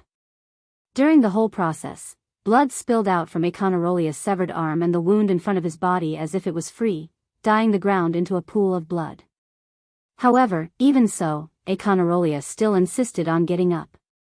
After standing up with great difficulty, his body was crooked, as if he could fall down at any time. That scene could be described as tragic. Noah quietly watched this scene unfold. He didn't stop it, didn't say anything, and didn't pursue the victory. Instead, as if talking to himself, he softly said. At the last moment, he desperately jumped back a step. That's right. The moment the demon slayer slashed down, Aconarolia jumped back a step, avoiding the result of being cut in half by the demon slayer. But you already have no chance of winning. Noah looked straight at Aconarolia and said indifferently. It ends here, Aconarolia. Hearing Noah's words, regardless of the reactions of the spectators and dragons, Aconarolia trembled heavily and slowly raised his head. It ends here? Aconarolia coldly looked at Noah, blood dripping from the corner of his mouth, but he didn't care and growled. No. Until the moment of my life ends. I won't stop my destruction. Destruction. Destruction. Destruction. Aconarolia roared towards the sky. I want to destroy. With a roar, Aconarolia raised his remaining hand and formed a claw. Ignoring the large amount of blood that flowed out, he charged in Noah's direction. Looking at Aconarolia who was charging towards him, Noah's eyes flickered. Before a feeling of pity emerged in his eyes, he closed his eyes. However, in Noah's hand, the elven magic device named Heavenly Sword of Salvation once again blossomed with a dazzling brilliance. The brilliance turned into streaks of platinum light. Like a laser, they suddenly shot out and directly shot towards Aconarolia. Poochie poochie poochie. One after another, the streaks of light pierced through Aconarolia's body and came out from his back. Without losing momentum, they shot into the distance and disappeared on the other side of the horizon.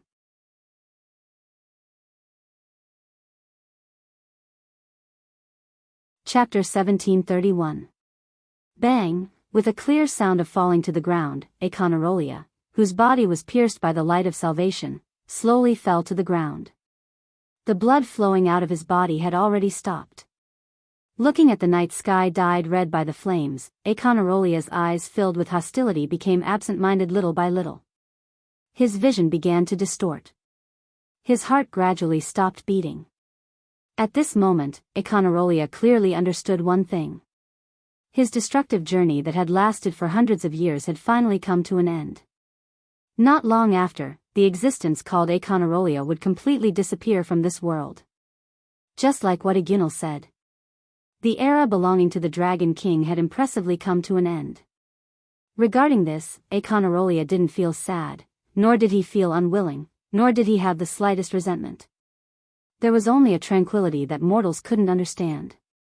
When he was still a human, Aconarolia was an existence with distorted emotions. When others were enjoying life, Aconarolia was thinking about destruction. When others were struggling under the threat of the dragons, Aconarolia was thinking about destruction. When others were making an alliance with the dragons of the coexistence faction to resist the dragons of the opposition, Aconarolia was thinking about destruction. When others were slowly approaching death with the passage of time, Aconarolia was also thinking about destruction. Jerv once said that Aconarolia undoubtedly had the power to dominate the world, but he only thought about destruction. This sentence could be said to have completely interpreted the essence of Aconarolia's existence. Jerv was right. Aconarolia was synonymous with destruction. Even if he looked down on humans, was hostile to the dragons, and even hated all life, it was all because Aconarolia wanted to enjoy destruction. It was that simple. If in the world of Hakata, Dakaha was the embodiment of evil, then Aconarolia was the embodiment of destruction. The difference was that the former's evil was to create a future for humans, while the latter's destruction was just a manifestation of distorted emotions. In any case, Aconarolia's journey of destruction had come to an end. It was said that before a person died, they would recall everything that had happened during their lifetime. However, Aconarolia didn't have that kind of emotion. He just calmly closed his eyes. The moment his heart stopped beating, he welcomed death in the most calm manner. Just like this, Aconarolia's aura completely disappeared. Everyone present, including Long Jun, looked at Aconarolia, who was lying on the ground with his eyes closed. From beginning to end, there was no expression on his face, and they looked at each other in dismay. In the next second, oh. Astonishing cheers soared into the sky, carrying the joy of the people, resounding through the night sky. Aconarolia's death had caused everyone here to forget about him. It wasn't only Aconarolia that threatened this world, but also the dragons flapping their wings in the sky. People hugged each other to celebrate this miraculous victory. Some of them even shed tears of joy. When the dragons descended, these high mages from famous guilds all over the kingdom experienced only infinite panic. When Aconarolia descended, everyone present felt a deep sense of despair. However, the despair that the humans could not resist had finally fallen in front of everyone. He was single-handedly defeated by that existence called Noa Doria with 2 swords. Many people looked at the figure holding the silver holy sword and the platinum divine saber, standing in the sea of flames. Reverence and admiration appeared in their eyes, as well as longing and worship. Even Igoniel, Grandine, Metallicana, Boslosaya, and Shigiadora, who were soaring in the sky, were looking at Noah, who was standing on the ground, with endless emotions surging in their hearts. "There's no need to doubt it," Ignir said in a low voice. "This era belongs to the human race." That man proved it. "That's right," Grandine said in an extremely gentle voice. "The era of us dragons has come to an end." Metallicana, Boslosaya, and Shigiadora slowly nodded. Their hearts were actually the same as Aconarolia's. There was no sadness, no unwillingness, let alone resentment. There was only inconceivable calmness. Perhaps, this was the state of mind that a transcendent of this era should have? With such a state of mind, Ignir turned his head and looked at the dragons in the sky. His voice resounded through the night sky. "Dragons. Go back. Go back to your era. There's no meaning in fighting. Strife shouldn't happen here. Our world doesn't belong here. It belongs to 400 years ago. Go back. Return this era to humans. These words reverberated in the sky for a long time without calming down. Hearing these words, the dragons were no longer as agitated as before. Instead, they looked at each other, then at Noah, who was standing on the ground with two swords in his hands. Undoubtedly, he was quite small, but he gave off a feeling of vastness that no matter what, they couldn't match. They fell into silence. Finally, the dragons raised their heads and roared at the sky. Roar, roar, roar. The roars of the dragons turned into vibrating echoes that rippled under the night sky and spread to the horizon. Immediately, the dragons flapped their wings and flew in the direction of the eclipse gate in groups. When the crowd saw this, they cried tears of joy and cheered once again. Emerald's eyes were also glistening with tears. She watched the dragons disappear in the direction of the eclipse gate with mixed feelings as she softly muttered. It's over. This sentence was quickly drowned out by the cheers of everyone present. However, Noah heard this sentence in disbelief. He looked at Aconarolia's corpse in front of him, lowered his head, and muttered to himself. Is it over? As he said this, another figure appeared in Noah's mind. Immediately, Noah's eyes flickered. No, it's not over yet. When this sentence came out of Noah's mouth, the flow of air suddenly changed. Wang, amidst a tremor that no one could hear, the entire space suddenly trembled. Then, with Noah as the center, the entire world was dyed in a pitch-black color. At this moment, all the magic shooters who were crying tears of joy and hugging each other froze in space and stopped moving. At this moment, Agnir and the rest of the dragons who were flapping their wings and flying in the air were also frozen in place. That scene was as if time itself had stopped flowing, causing the entire world to be dyed in a pitch-black color. Noah was the only one who was still standing in the same spot as before.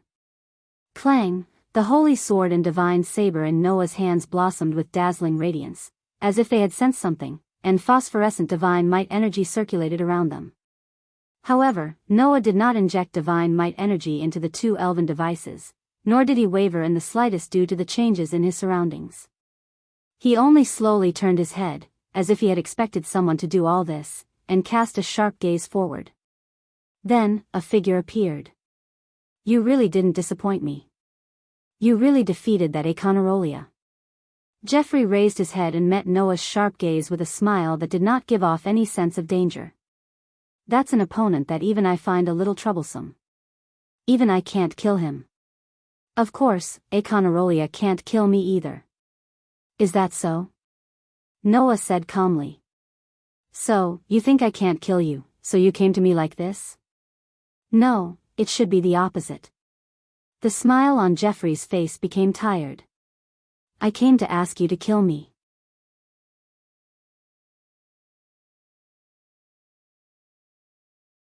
Chapter 1732. I'm here to ask you to kill me. Noah fell silent when he heard those words from the fatigued Jerv. Noah's understanding of Jerv had already increased when he obtained the lumen starlight. In the past, Noah's understanding of Jerv had stopped at the level of the most vicious and evil dark mage in history. Apart from that, Noah didn't have any other impression of Jerv. It wasn't until Makarov entrusted him with the lumen starlight that Noah had a whole new understanding of Jerv. The man in front of him was just a pitiful person. He was a pitiful person who tried to die, and his abilities were so great that they involved the realm of God. In the end, he was cursed by God and obtained an immortal body. The curse that would take away the lives of the people around him the more he cherished his life was too cruel for a person. Noah felt that if he were in Jerv's shoes, he would definitely want to die. After all, instead of continuously taking the lives of the innocent people around him, and even the lives of those he cherished, it would be better to just die. Of course, Noah was much luckier than Jerv as he had a physique that would definitely not be cursed. Even God wouldn't be able to impose any curse on Noah, who had transcended the realm of humans and was doted on by thousands of worlds. Unfortunately, Jerv wasn't Noah, and wasn't doted on by the world. It would be better to say that Jerv was abandoned by the world because he was involved in the realm of God as a human, and could no longer integrate into this era. Some people said that ignorance was a sin. However, sometimes, it was also a sin if one's knowledge and talent were too outstanding. Jerv's existence proved that point. However, Noah definitely wouldn't choose to die like Jerv. Hence, Noah only had one kind of emotion towards Jerv. It wasn't sympathy, pity, sarcasm, or mockery. Instead, he was more or less angry. Under the control of his emotions, Noah's gaze on Jerv became sharper and sharper, and he abruptly asked this question. He suddenly asked, "It has been almost 400 years since you were called the most vicious and evil dark mage in history, right?" "Yes, I have indeed lived for 400 years, and belong to the same era as the dragons," Jerv answered honestly after being stunned for a moment. "So, I don't belong to this era, either. Just like Akonarolia, I should disappear with the change of era. Just because of this, you're going to borrow my hand?" Noah sneered. "Do you think I'll agree to that kind of thing?" "You're not going to agree?" Jerv frowned and asked in confusion. "Why? Don't you see me as an evil dark mage?" The crimes that he had committed up until now could be counted as innumerable, right? "You shouldn't mind killing me, right?" "I won't mind killing you," Noah said indifferently. "But, don't you think that's letting you off too easily?" "Letting me off too easily?" Jerv was taken aback. "What do you mean?" "You've said it yourself. You've committed countless sins so far. Not only did you leave behind forbidden spells like Systemar that cost lives, but you've also created many demons that directly and indirectly took away the future and happiness of so many people," Noah said word by word as he stared at Jerv. "You've committed so many sins and left behind so much evil, and now you want to die? How can it be that easy?" That was the biggest difference between Noah and Jerv. Death is a form of release, but at the same time, it's also a form of escape. Noah said without hesitation. "I won't kill you before you redeem yourself for all your sins." Jeffrey fell silent upon hearing this. After a long while, Jerv spoke with an expressionless face. "However, if you don't kill me, I will only commit more crimes. As long as I don't die, my existence will continuously rob the future and happiness of the people around me unless I forget the preciousness of life. However, in that situation, I will also rob the lives of others without hesitation as I view life as nothing more than grass. No matter what, my existence will only bring misfortune to others in any form." Jerv looked at Noah with dark emotions surging in his eyes. "Even so, you don't intend to kill me?" "No. If I let you live and allow you to commit even more sins, that would be putting the cart before the horse," Noah said calmly. "The question is whether your curse will take away the lives of others when you realize how precious life is, right?"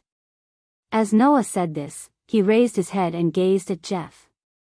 A look that even Jeff couldn't understand appeared in his deep, dark eyes. Then, Noah picked up his pace and walked in Jerv's direction. Looking at Jerv approaching him step by step, Jerv's face was full of doubt, but he didn't show the slightest resistance. He just watched silently as Noah approached and stood in front of him.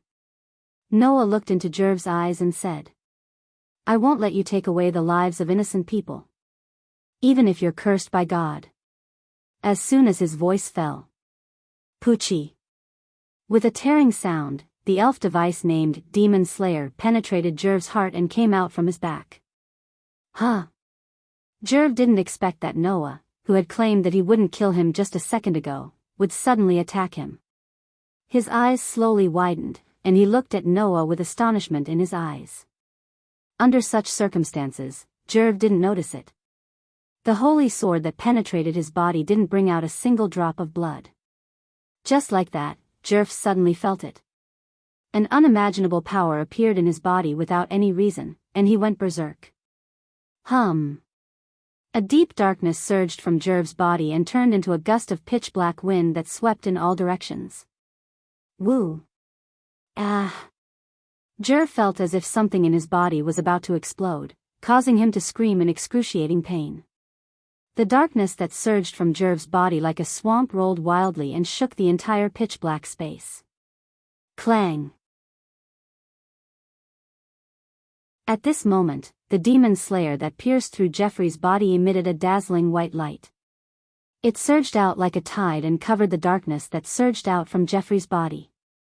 Under the dazzling white light of the demon slayer, the thick darkness that surged out of Jeffrey's body started to dissipate bit by bit until it completely disappeared. Noah pulled out the holy sword, causing Jerv to tremble and kneel on the ground as he panted heavily. Geoff was sweating profusely as he panted heavily. He raised his trembling hands and exclaimed in disbelief. "The curse on me, I removed it," Noah said matter-of-factly. "My Aster has the ability to remove any curse, even if it's a god's curse." Noah's words made Jerv's expression change. There was surprise, doubt, confusion, and even disbelief in his expression. "This way, you won't take the lives of others uncontrollably, and you won't have an immortal lifespan." Noah turned his back to Jerv. "What you need to do next is to atone for the sins that you've committed in the past 400 years. With that, Noah glanced at Jerv. "As long as you live," Li Tianlan said. After saying that, Noah ignored Gerald and slowly walked in the direction of his companions.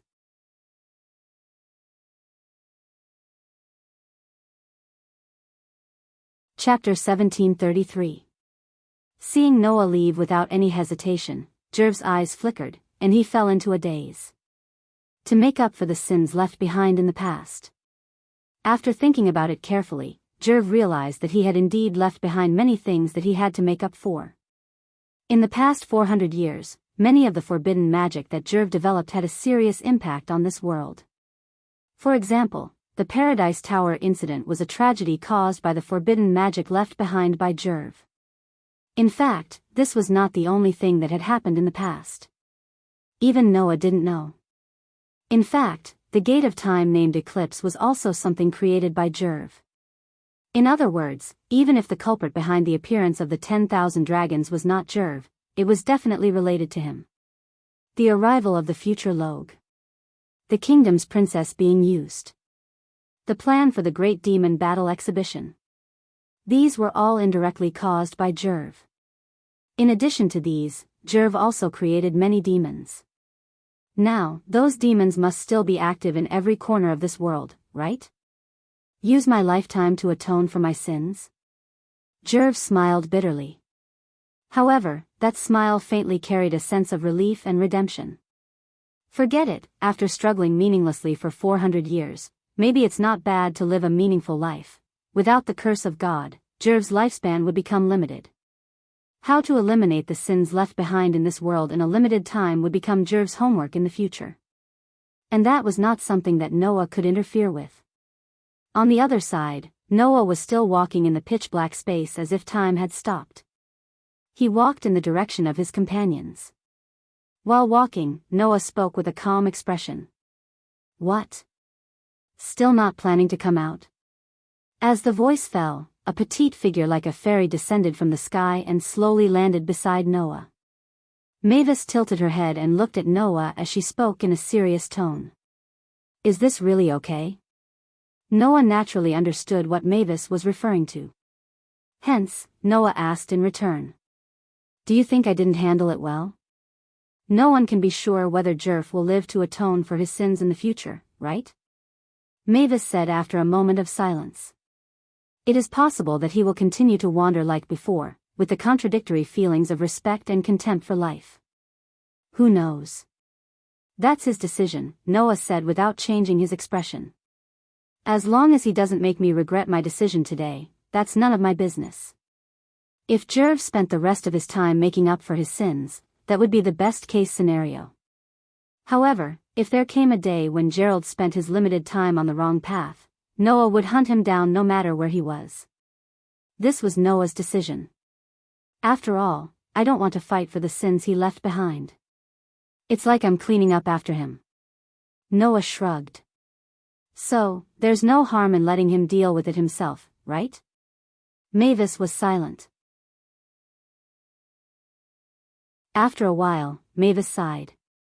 "If this is your decision, then I can't say anything." "Oh." Noah chuckled. "Why?" "Because right now, you are the president of Fairy Tale, the representative of humans in this era. Mavis closed her eyes and revealed a cute smile. And I am just a departed spirit. I can't interfere with the decisions of the living and affect the development of this era. A departed spirit? Noah couldn't help but laugh. You said it yourself, I'm the guild leader of Fairy Tale. Do you think I don't know that you're still alive? The inexhaustible source of magic lumen starlight. That miracle was built on Mavis' body, which also carried the curse of the god of Ankh. Mavis wasn't truly dead. She was only affected by the curse of the god of Ankh, which was even more powerful than her own. She fell into a dilemma of having her immortal life taken away. This was the so-called state of suspended animation. If Mavis could be revived, Noah could use Aster's power to remove the curse on her body. Then, Mavis would be able to live again. Just like Ankh. Although I don't have the means to save you right now, once I complete my mission, everything will be fine. Noah didn't look at Mavis as he spoke with a hidden meaning. So, do you still insist that you are dead? Hearing this, Mavis didn't say anything. She walked briskly beside Noah with her hands behind her back. She looked at the sky, her gem-like eyes swaying gently like the surface of a lake. The dragon race has already gone extinct, Akonarolia has been destroyed by you. Ankh is about to embark on a journey to atone for his sins, and existences that don't belong to this era have their own path of return. If I am revived, then what should I live for? From Mavis's words, Noah could clearly hear a hint of bewilderment. In response, Noah spoke without hesitation. Is there even a need to say it? Of course, it's for the fairy tale. His words caused Mavis to be completely stunned. I will definitely resurrect you. Noah faintly smiled at Mavis, who was staring blankly at him. When the time comes, you will join my guild and live for my guild. Noah's words made Mavis' gem-like eyes shine with a peculiar light. Shortly after, Mavis smiled happily. Yes. The instant Mavis nodded, the pitch-black luster in the surrounding space began to fade away. Time resumed its flow. The sea of fire that had filled the entire Klakasi had gradually extinguished at some point. In the square, the group of high mages raised their heads and looked at the sky. Over there, led by Ignil, Grandini, Metallicana, Baslosaya, and Shigiadora, the dragons floated in the air. They lowered their heads and looked at their children in silence. Gadjalu, Wendy, Sting, and Rog were also looking at their adoptive parents flying in the sky. For a moment, all sorts of feelings welled up in their hearts, and they didn't know what to say. Naz was the only one who kept yelling at Igunil. Ignir. Hurry up and explain yourself. Why did you come out of my body? You are so noisy, Naz. Naz. Igunir roared helplessly, as if he was humiliated. Can't you be any quieter at this time? Who cares what time it is? The more Naz spoke, the angrier he got. I have been looking for you. But you hid in my body. You are too much. That's right. Wendy said with tears in her eyes, feeling wronged. I have also been looking for you, Grandini. I'm sorry, Wendy, Grandini said apologetically. We had no choice. If we didn't hide in your bodies, we wouldn't have been able to extend our lives. Extend our lives? Wendy was startled. Not to mention Wendy, even Naz, Gadjalu, Sting, Roger, and the others opened their eyes wide, and their expressions were completely frozen on the spot. Gadjalu couldn't help but step forward and shout at Metallicana. What is the meaning of this? Metallicana didn't say anything. Instead, he turned his head and looked at Noah beside him before he spoke in a deep voice. I think you should have discovered our state, right? Hearing Metallicana's words, everyone's gazes converged on Noah. Under everyone's gaze, Noah was silent for a while. After a while, he cast his gaze on the group of dragons. Although I don't know what's going on, I can feel that the life aura in your bodies is constantly draining away. If this continues, you might disappear soon, right? Naz and the others were shocked and stood there in a daze.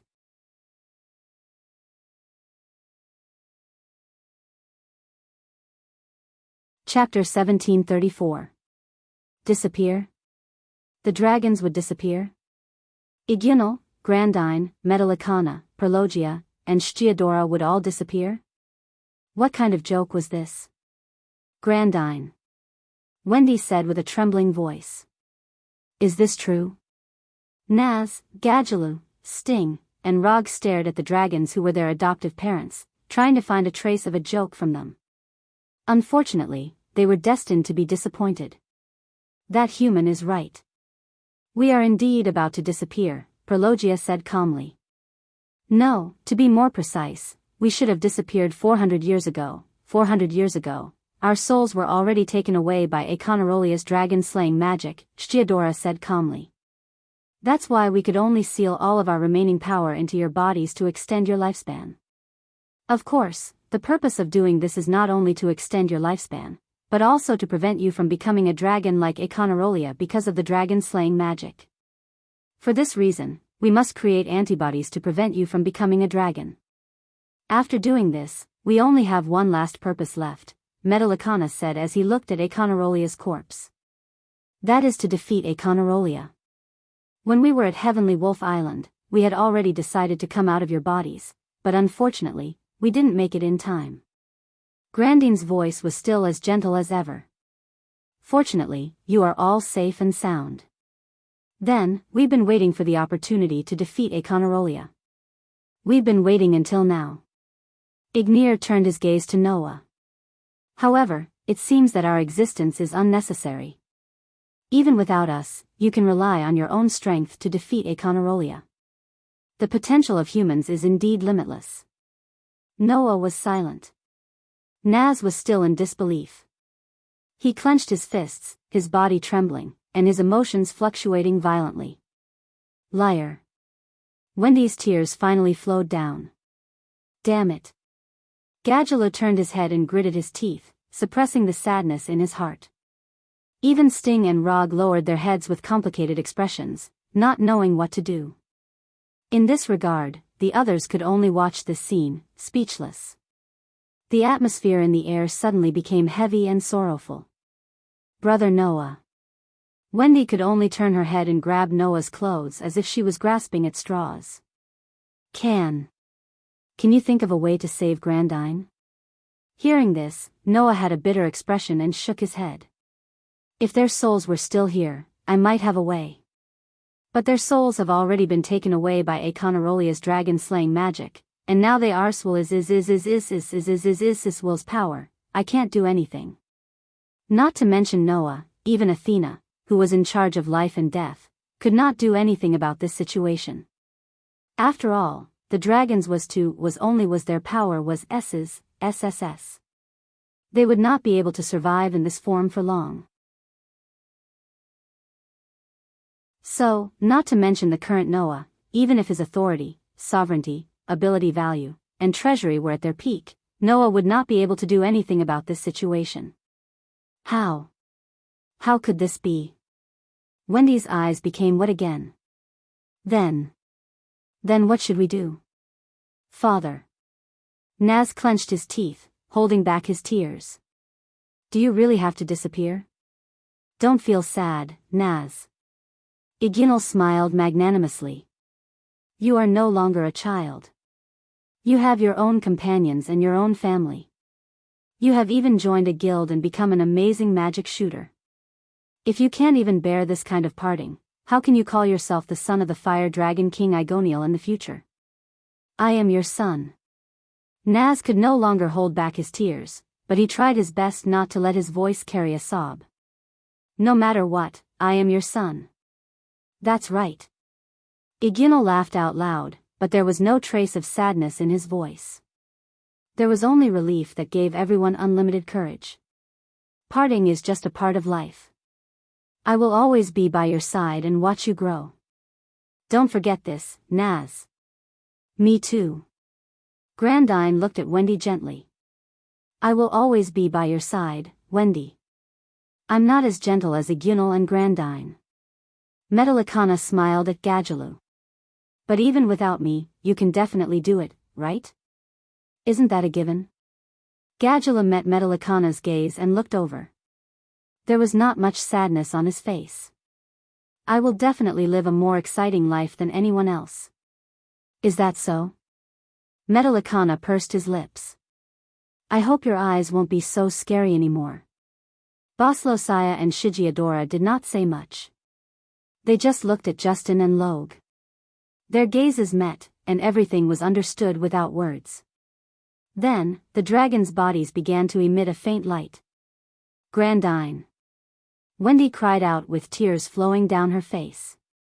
Take care, Wendy, Grandine murmured softly, then looked at Noah and said.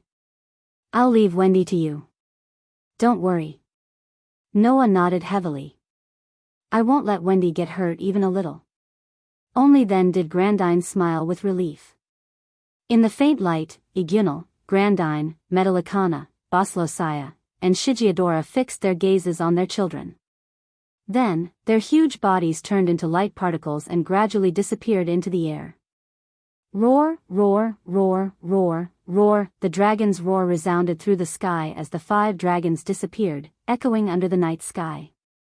At this point, including Econarolia, the dragons that dominated the entire world 400 years ago had truly retired from the stage. The existence that replaced the dragons and emitted light in this world was the humans. Noah squatted down and hugged Wendy, who buried her head in his arms and cried softly. He looked at the place where the dragons disappeared and did not speak for a long time. On this day, Noah personally ended the legend of Econarolia and changed Jerv's future. At the same time, he also witnessed the final glory of the dragons. However, this was not the only thing that Noah should do. The sky slowly began to brighten. In the palace, in front of the magnificent Eclipse Gate, a young girl in a black robe stood there, looking at the gate that was engraved with the sun, moon, and stars. Her expression was extremely serene. She looked as if she was reminiscing about something beautiful, and no one could bear to interrupt her. Not long after, Noah walked over with powerful but slow steps and stopped a certain distance away from her. Looking at the young girl in the black robe, Noah did not immediately speak and silently stood there. Whoosh! A gust of wind blew across the scene, raising Noah's robe and the young girl's black robe, causing a faint trace of sadness to appear in the air. Then, the young girl finally spoke. Actually, it is impossible for there to be more than one future phenomenon. The reason why this phenomenon exists is because of this spacetime gate that can change the future. Noah confirmed the young girl's words. Indeed. It was impossible for there to be more than one future. At the very least, it should be like this in this world. There was only one reason why there would be more than one future phenomenon. That was because there was a factor that could change the future. That factor was the Eclipse Gate. In other words, without the Eclipse Gate, there would not be more than one future. The young girl was still looking at the spacetime gate as she said, now that things have developed to this point, I have finally sorted out some things. In the future Rog's era, Econarolia dominated the entire world. That was the original development of the era, and it was the first future. In the first future, Rog was not willing to be dominated by Econarolia, so he used the Eclipse Gate to return to 7 years ago, which was my era. He summoned 10,000 dragons and dominated my era, which was the second future. And after the death of my companions, I, who couldn't walk out of the sorrow, also had the idea of changing the future. Through the Eclipse Gate, I came to the time before Logue summoned the dragon, which is the current era, leading to the third future. However, I don't know why, but in this future, you exist. Through your hands, you banished 10,000 dragons and defeated Econarolia, making the future of this era unprecedentedly bright. The future Lucy turned around and looked at Noah with a faint smile. Unfortunately, this is not my future, nor is it my world. Whether it is me or the future Rog, the future that belongs to us still exists. Noah nodded and turned his gaze to the Eclipse Gate. No one knew about the future Lucy's plan. That was, to destroy the Eclipse Gate.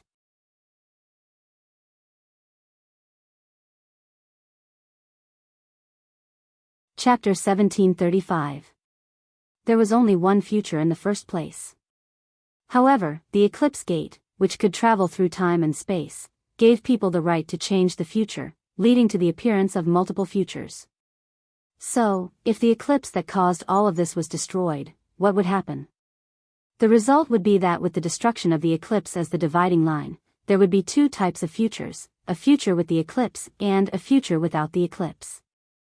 However, the eclipse itself was the factor that caused the appearance of multiple futures. If this factor disappeared, the appearance of multiple futures would become impossible. The eclipse existed in the future of Lucy and Roger, which was why the two of them could come from the future to this era. Once the eclipse was destroyed, the factor that caused the appearance of multiple futures would disappear, and there would be a contradiction between a future with multiple futures and no future with multiple futures. This way, the two types of futures, a future with the eclipse and a future without the eclipse, would conflict with this contradiction. These contradictions and conflicts would cause the timeline to be completely messed up, and it was possible that the world itself would collapse. However, the world would not just sit by and watch this happen. At the very least, Noah was sure that once this happened, the world would repair itself and eliminate this contradiction. So, how could this contradiction be eliminated? It was very simple. Eliminate all of the different futures that appeared because of the eclipse gate. The so-called futures were things that had not happened yet. If something hadn't happened yet, then it shouldn't be possible for it to happen. Therefore, once the eclipse gate was destroyed, all of the futures that had not happened yet would disappear, leaving only this era that was still in progress. In this way, the fact that Lucy's companions died in the future would not appear. Since this was the case, what Lucy wanted to do in the future was already clear. There was only one thing that Lucy did not know about the future. That was, after the eclipse was destroyed, there would be two futures left. One was a future with Noah. The other was a future without Noah. After all, Noah's arrival was not caused by the eclipse gate. Therefore, even if the eclipse gate that caused the appearance of multiple futures disappeared, all of the futures that had not happened yet would be eliminated, leaving behind these two futures. However, the world would probably merge the two futures to prevent this kind of contradiction that caused the timeline to be messed up again. As for the two futures that were merged, it was obvious which one would be the main one. No matter what, the world would not allow the future where Noah existed to disappear, right? In other words, once the eclipse was destroyed, the only era left behind would be the era where Noah existed. The rest of the messy future would disappear along with the destruction of the eclipse portal, including the future Lucy's era, as well as the future Lucy herself. This was the result of the space-time paradox was fixed. Have you really made up your mind? Noah asked quietly. You can also choose to continue living in this era, right? After all, this isn't my world. Future Lucy shook her head. Moreover, there is already me is here. The future Lucy was Lucy, and they were not two completely different people. Therefore, Noah's idea of choosing to continue living in this era was wrong. The reason for that was because the existence by the name of Lucy Hartfilia was still living there. The disappearance of the future Lucy was only returning to the state where she was one with Lucy, not a separate existence by using a different future. Seeing how happy I am with everyone, I really can't wait to return to this era, the future Lucy said from the bottom of her heart. Can you understand? Can you understand? Of course, Noah could understand. The only difference between Lucy and the future Lucy was that the future Lucy had experienced the painful future where all of her companions died tragically. If that future did not exist, then there was no difference between Lucy and the future Lucy. The two of them were originally the same existence. Returning to one with me in this era is what I want to do. The future Lucy looked straight at Noah and smiled.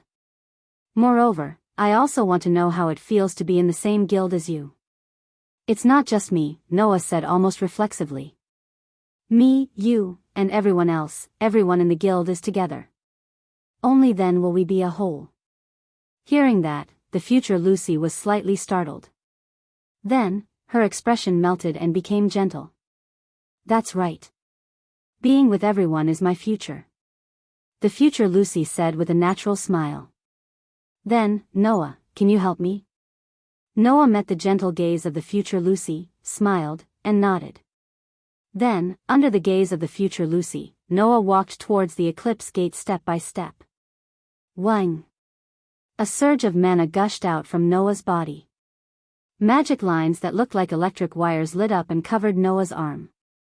Noah slowly approached the solar eclipse door and lifted his head, gazing at the majestic door. Looking at this scene, the future Lucy's eyes were filled with anticipation and hope. However, in the next second, the future Lucy's expression changed drastically as she screamed in fear. "Be careful." Almost at the same time as the future Lucy screamed in fear, a figure suddenly burst out from the shadow behind Noah. It raised a hand that was filled with a shocking amount of black gas. "It's all because of you. The future I was looking forward to is completely gone." The future rogue roared hysterically. "Go to hell." As soon as the words fell, the future rogue's hand that was filled with a shocking amount of black gas was like a sharp spike. It carried a terrifying murderous aura as it pierced through the air and viciously pierced through Noah's heart. Noah acted as if he didn't notice anything and didn't feel any danger. He didn't even seem to hear the future rogue's hysterical roar as he raised his fist towards the grand gate in front of him. Bang! The fist that contained a terrifying amount of power heavily bombarded the grand gate. Amidst a loud, muffled explosion, the tall gate was blasted apart. Just like that, the spatial gate known as solar eclipse exploded, turning into a pile of rubble and rubble. At the same time, a terrifying shockwave suddenly shook with Noah as the center. The shockwave directly hit the future rogue's body and sent the future rogue, who was hysterically attacking Noah, flying. The terrifying shockwave caused the future rogue to spit out a mouthful of blood. His head tilted to the side and he completely fainted. The poor future rogue had meticulously planned for so many years, but in the end, he didn't even have the desire to be dealt with by Noah. Just like that, he was casually swept away by Noah like trash on the side of the road. Then, amidst a thick cloud of dust, the eclipse gate collapsed with a loud bang. The fragments smashed onto the ground one after another, burying the future rogue within. Phew! The future Lucy let out a huge sigh of relief. Soon after, the future Lucy found out. Her body began to emit a faint light. Immediately, the future Lucy raised her head and looked in the direction of Noah. Coincidentally, Noah also turned around and looked at the future Lucy. Then, Noah spoke softly. "See you later." The future Lucy's eyes flickered slightly. Then, an unprecedentedly cheerful smile bloomed on her face. "See you later." After leaving this sentence, the future Lucy's body turned into a burst of light particles and disappeared into the air. In the square, Lucy suddenly felt an inexplicable throbbing in her heart, causing her to look around. "Lucy?" Lisanna noticed Lucy's abnormality and asked in confusion. "What's wrong?" "Nothing." Lucy scratched her cheek a little embarrassedly. "Where did Noah go?" "Noah?" Mira tilted her head and replied. "He said he had something to take care of and will be back later." "He'll be back later?" Lucy smiled in relief. "Then, I'll see him later." Although she didn't know why, Lucy really wanted to see Noah now. Really, really wanted to.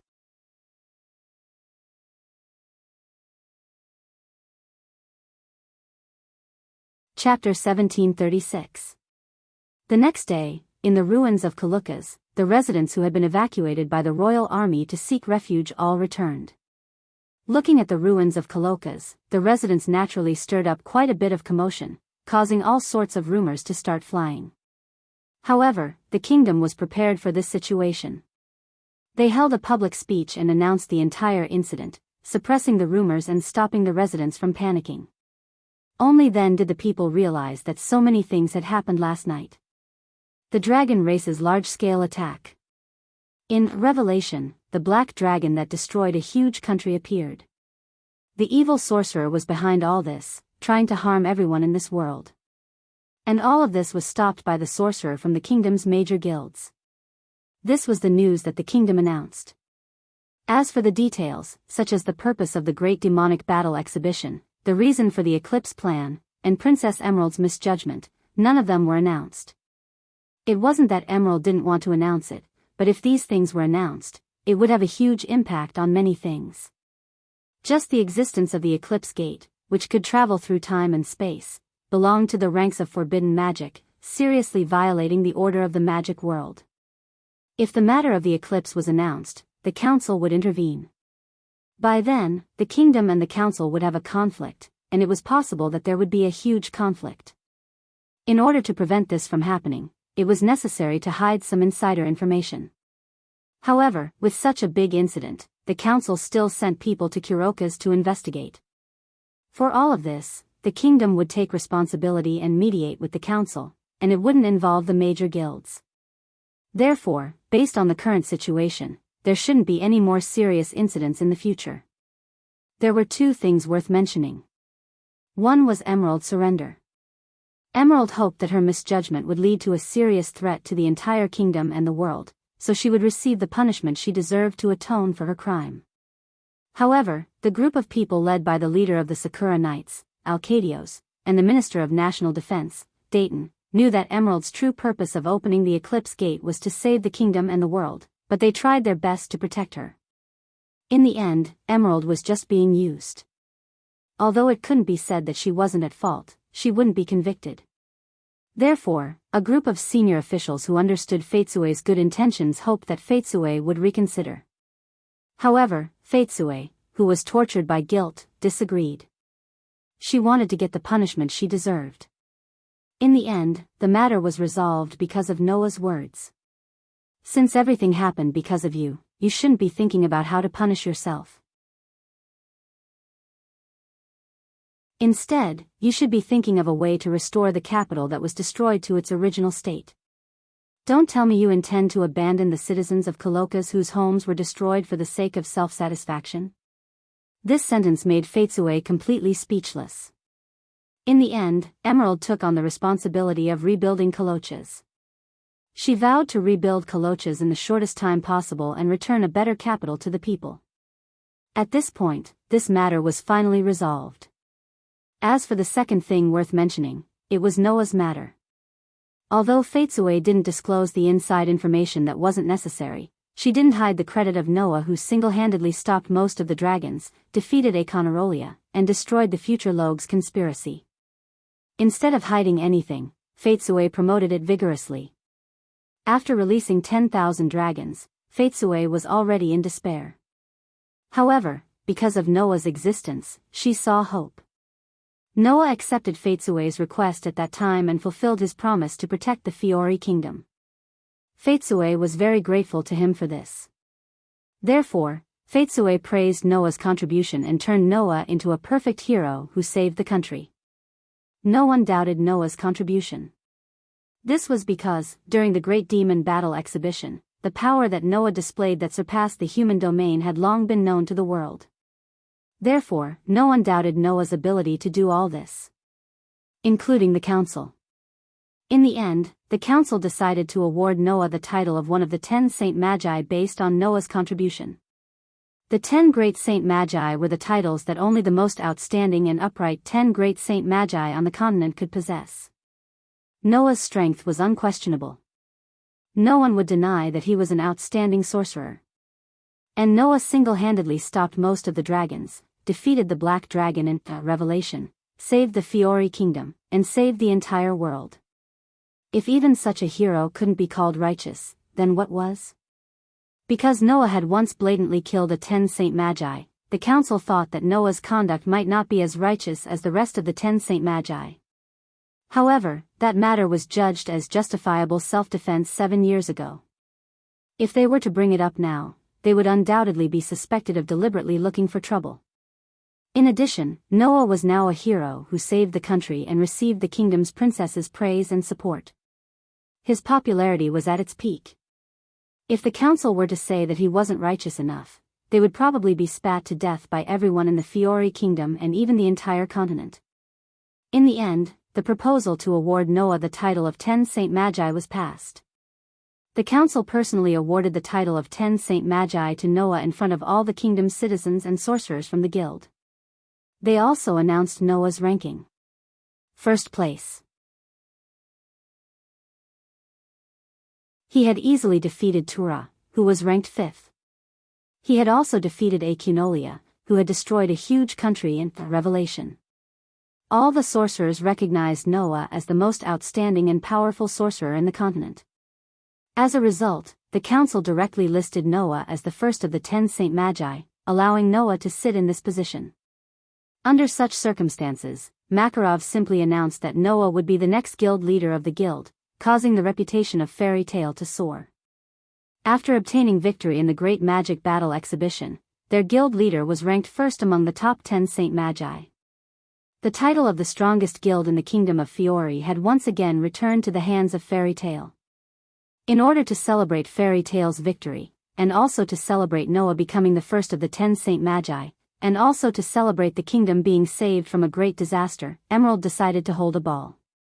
This ball, only the nobles and a few guilds could participate. The list of guilds that could participate was as follows: Saber-Tooth, Lamia Scale, Mermaid Heel, Blue Pegasus, Cotter Cerberus, as well as the main character of the ball, Fairy Tale. The location was the only palace that could still be used, and only a part of it was destroyed. In the deep night, the ball was in full swing in the largest hall of the palace. Noah came out of the ballroom and went to the balcony. Looking at the night sky, he gently sighed. Mira also came out of the ballroom, holding Noah's arm and gently wiping his face with a handkerchief. "What's wrong? Are you tired?" "Of course I'm tired," Noah helplessly said. "From the moment I entered until just now, I was constantly being pestered." As the hero who saved the country and the first of the 10 Saint Magi, Noah was very popular among the nobles. Even the king showed his face and thanked Noah. Noah was not unfamiliar with this kind of situation, so it was not difficult for him to deal with it. However, what happened next made Noah really ashamed. They actually suddenly mentioned marriage, and in front of so many people. How afraid are they that their daughters and granddaughters will not be able to get married? Noah was speechless. "And they don't care that I have 2 fiancés, saying that it's okay to be a concubine. Those guys, did they even consider the feelings of their daughters and granddaughters?"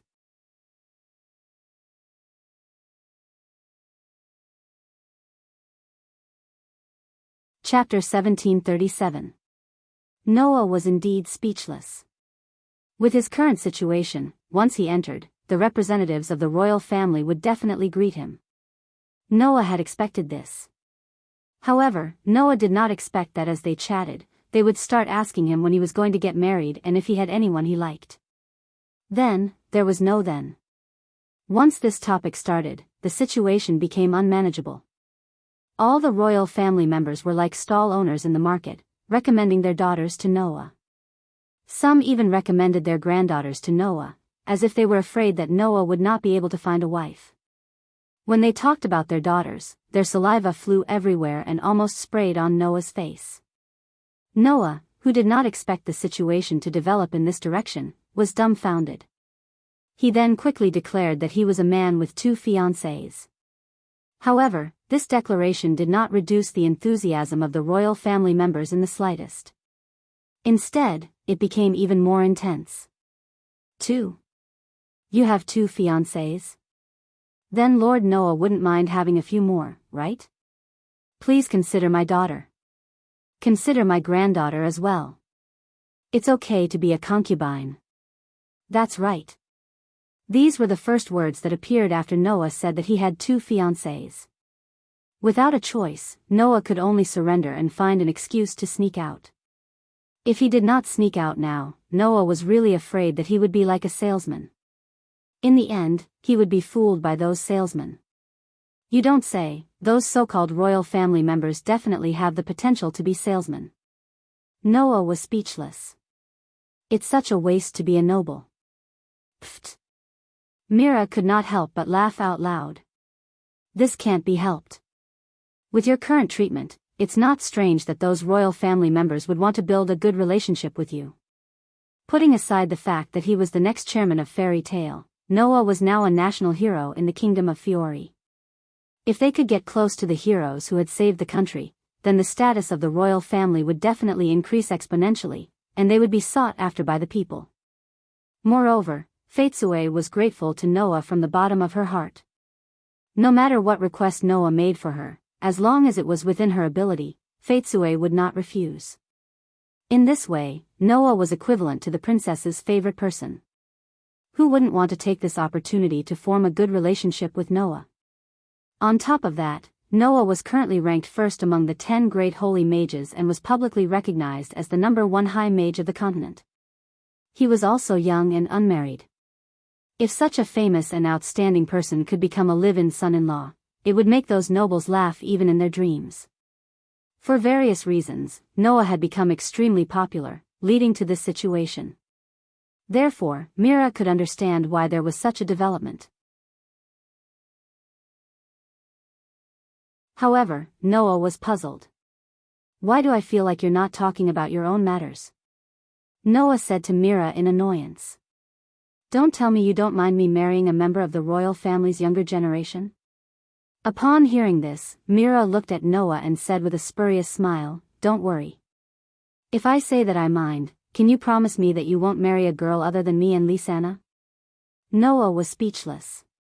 Noah really could not make this promise.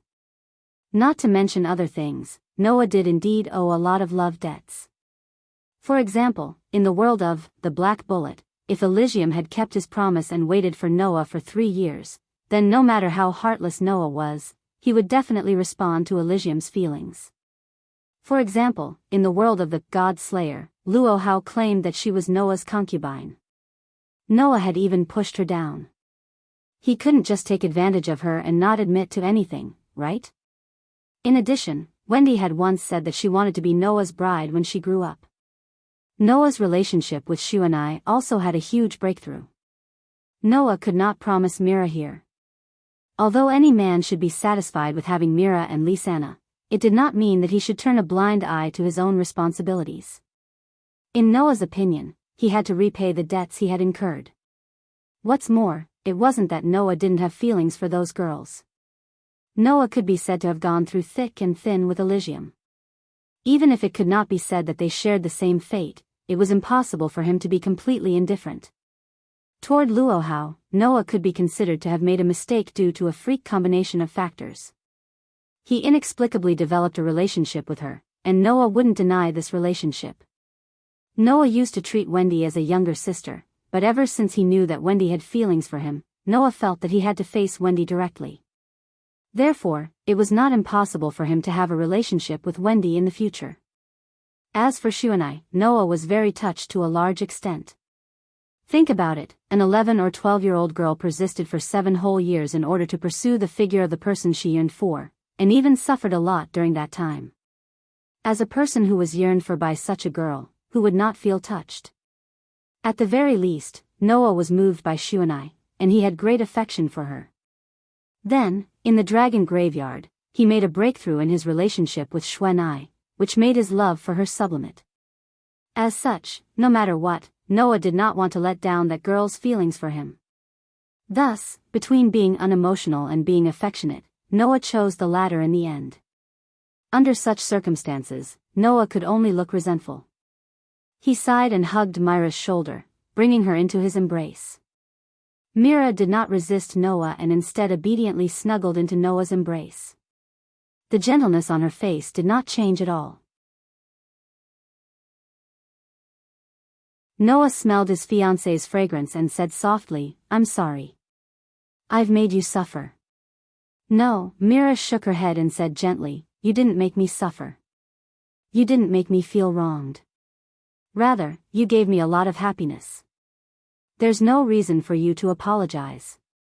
I can't even give you a promise. Don't you feel wronged?" Noah said. "I know that you and Lisanna have been thinking about me and have been accommodating me in this aspect. So, I can only promise that I'll make you happy. That's enough." Mira stretched out her hand and hugged Noah's waist. She closed her eyes and enjoyed the warmth of her lover, smiling sweetly. "This is the promise I want the most. This promise is enough. Is that so?" Noah smiled and closed his eyes as well, pressing his face against Myra's head. "Thank you," Mira did not say anything else. Instead, she wholeheartedly enjoyed the warmth of her lover. The smile on her face was filled with happiness no matter how one looked at it. Just as Noah and Mira were being affectionate, in the corner of the balcony, in front of the wall, two girls were secretly hiding. They had clearly heard Noah and Mira's conversation. The two girls showed completely different emotions. One of them showed that they approved of him. The other showed gratitude. The former was like Mira, Noah's future bride, Lisanna. The latter was Suno. Holding Suno's hand tightly, Lisanna seemed to be talking to herself as she leaned against the wall and said, "I'm the same with big sister Mira." In other words, Lisanna did not need Noah to make any promises. She only needed a promise of happiness. That was enough. The reason why Lisanna brought this up was undoubtedly to hint at something to Suno. "Although it's really infuriating to let that bastard off easy," Lisanna giggled. "That's why I must make that bastard compensate me for the rest of my life." Not only did Suno not feel worried for Noah, but she also felt envious of Lisanna. Noticing the envy in Suno's eyes, Lisanna puffed up her cheeks and said, "I've already decided to let that bastard compensate me for the rest of my life. If anyone wants to let him off easy, they'll have to act quickly. Otherwise, I'm afraid I'll regret it." Xuanai's pretty face immediately turned red. However, looking at Noah and Mira hugging each other under the moonlight, Suno mustered her courage.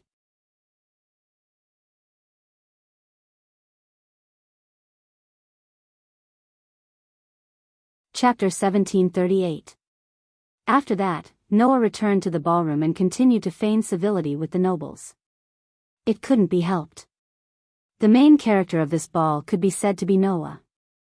No matter what, Noah couldn't be absent all the time, could he? However, in order to prevent the nobles from proposing marriage to him, Noah had Mira accompany him all the time. Seeing a charming girl by Noah's side, no matter how thick-skinned those nobles were, they wouldn't propose marriage to Noah in front of Mira. Thus, Noah could finally relax and enjoy the ball. During the process, in addition to the nobles, Noah also greeted the high mages of the various guilds. Basically, the only guilds that could participate in this ball hosted by the kingdom were those that had participated in the Great Demon Battle exhibition and stayed in Coloccus to fight against the dragon race. And in these guilds, there were many people that Noah was familiar with, so it was necessary to greet them. Among them, Kara, who belonged to the Lamia scale, mentioned to Noah that she hoped to spar with him again in the future. Even Kagura, who belonged to the mermaid heel, expressed that she wanted to spar with Noah. At the beginning, Kara and Kagura were the two most powerful archmages in this year's Great Demon Combat Arts Exhibition tournament. After understanding how terrifying Noah's true strength was, both of them developed a sense of competition. However, rather than saying that it was a sense of competition, it was better to say that the two just wanted to reduce the gap between them and the strongest high mage in the continent as much as possible. As for the other guilds, such as the high mages of the Blue Pegasus and Cotter Cerberus, Noah also greeted them. After all, after returning to Magnolia, Noah would take over the position of the guild leader. It was necessary to have a good relationship with the other guilds. It was worth mentioning that before this, Sting, Logue, Lucifer, and Alyaga, who belonged to the Saber-Tooth, took the initiative to greet Noah. According to Sting, after this year's Great Demon Battle exhibition and the invasion of the dragons, they had already deeply understood just how lacking they were. Previously, they claimed to be the strongest and were proud of it. Now that they thought about it, it felt like a joke. So, Sting and the others planned to turn over a new leaf and start training themselves again, hoping that one day they would be able to spar with the fairy tale again. After returning, Sting would be the same as Noah, the leader of the Saber-Tooth. Therefore, Sting sincerely hoped to have a good relationship with Noah and learn from Noah. He wanted to change the Saber-Tooth that was dominated by terrorism in the past and try to be like Noah and the others. As for Germain and Maniba, after the Great Demon Battle exhibition ended, the two directly left the Saber-Tooth. It was said that when Sting and the others felt that they were inadequate, Germain and Maniba were still immersed in the glory of being the strongest guild, sinking deeper and deeper. After that, the two sides directly clashed and even fought over it. In the end, Sting, Logue, Lucifer, and Alyagad defeated Germain and Maniba, proving their will. Germain, who felt that she had no face to stay, left the guild without saying goodbye to Maniba. Actually, the young mistress is also very pitiful. The reason she became like this is because she was abused by Germain since she was young. Germain has always instilled the young mistress with the concept of being the strongest, and in order to not let the young mistress lose face, he strictly and cruelly demanded that she become stronger. That's why the young mistress became like this. Noah still remembered that at that time, Sting said these words to him with a serious face. I think that the young mistress' nature is actually not bad, so when we return, I will immediately send people to find the young mistress' whereabouts and try to make her come back and feel the warmth of the guild. As for Germain, that person is hopeless. Instead of letting him continue to harm others in the guild, I would rather he never come back. That person, let him fend for himself. After leaving these words, Sting led the saber-tooth archmages out of Noah's sight and greeted the people of the other guilds. From this, Noah could see a brand new saber-tooth was about to be born. The ball lasted until late into the night and only ended at dawn. Because Crocus was being rebuilt, the only place where people could stay was the palace. Emerald allowed the archmages of the various guilds to stay for the night and leave the next day. The various guilds accepted Emerald's kindness. Thus, under Emerald's arrangement, the various guilds were led by their attendants to their own residences. Noah was arranged to stay in the best guest room in the palace. It was an elegant room like a luxurious suite. This room, until dawn, belonged to Noah alone. Thus, once he returned to the room and waited for the attendants to leave, Noah immediately planned to take off his formal attire, lie on the bed, and have a good sleep. However, before Noah could take off his formal attire, there was a knock on the door. Then, a voice full of nervousness rang out. Lord Noah, Shwenai. Noah immediately recognized the owner of the voice and spoke directly. Come in. My apologies. Shwenai's voice was still tinged with nervousness. Moreover, Shwenai did not come in immediately. Instead, after Noah could not help but feel suspicious, she mustered up her courage and pushed the door open. The one who appeared at the door was, of course, Shwenai. However, at this moment, Shwenai was wearing a formal attire like Noah. Noah was wearing a black tuxedo. Shwenai was wearing a white princess dress. If the two of them stood together, they would definitely look like a prince and a princess, right? In addition, on Shwenai's head, there was also a flower, which looked quite beautiful. Perhaps she did not think that she was that beautiful in person. After all, Shwenai had an inferiority complex in her personality. However, Noah still wanted to say that in terms of appearance, Shwenai was really very outstanding. In fact, Noah could not help but take a few more glances at Shwenai. Noticing Noah's gaze, Shwenai's face flushed red. Her hands were hanging in front of her body as she tugged at her skirt nervously. Her strength was so great that one was worried that Shwenai would tear her skirt apart. Noah smiled and took the initiative to break the silence. Since you're here, don't stand outside the door. Hurry and come in. Oh. Okay. Shwenai's voice was still filled with nervousness as she walked in with messy footsteps. At this moment, Noah felt a little strange. Why did it feel like Shwenai was overly nervous? What's wrong? Noah asked curiously. Is there something wrong? Shwenai did not answer immediately.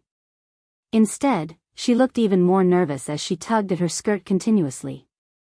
Her face was getting redder and redder. Seeing this, Noah could not help but speak. Stop tugging, or it will really tear. Shwenai finally realized that she had been tugging at her skirt and quickly let go. However, because the movement was too big, Shwenai's high heels twisted. Ah! Shwenai suddenly exclaimed as she fell down. Noah was shocked and hurriedly stepped forward. With a soft bang, he directly hugged Shwenai. You little girl. Noah said in a reproachful tone. What are you doing? Xuanai looked at Noah, who was holding her in his arms. Her face was extremely red, as though it was cooked. However, in the next second, Xuanai's face was red as she closed her eyes. She reached out and hugged Noah with trembling hands. Noah was stunned. Master Noah. Xuanai's body was trembling as she closed her eyes tightly and spoke extremely nervously. Do you still remember the promise in the dragon graveyard? Xuanai's words made Noah shudder on the spot. The promise in the dragon graveyard? Could it be that she was referring to that promise?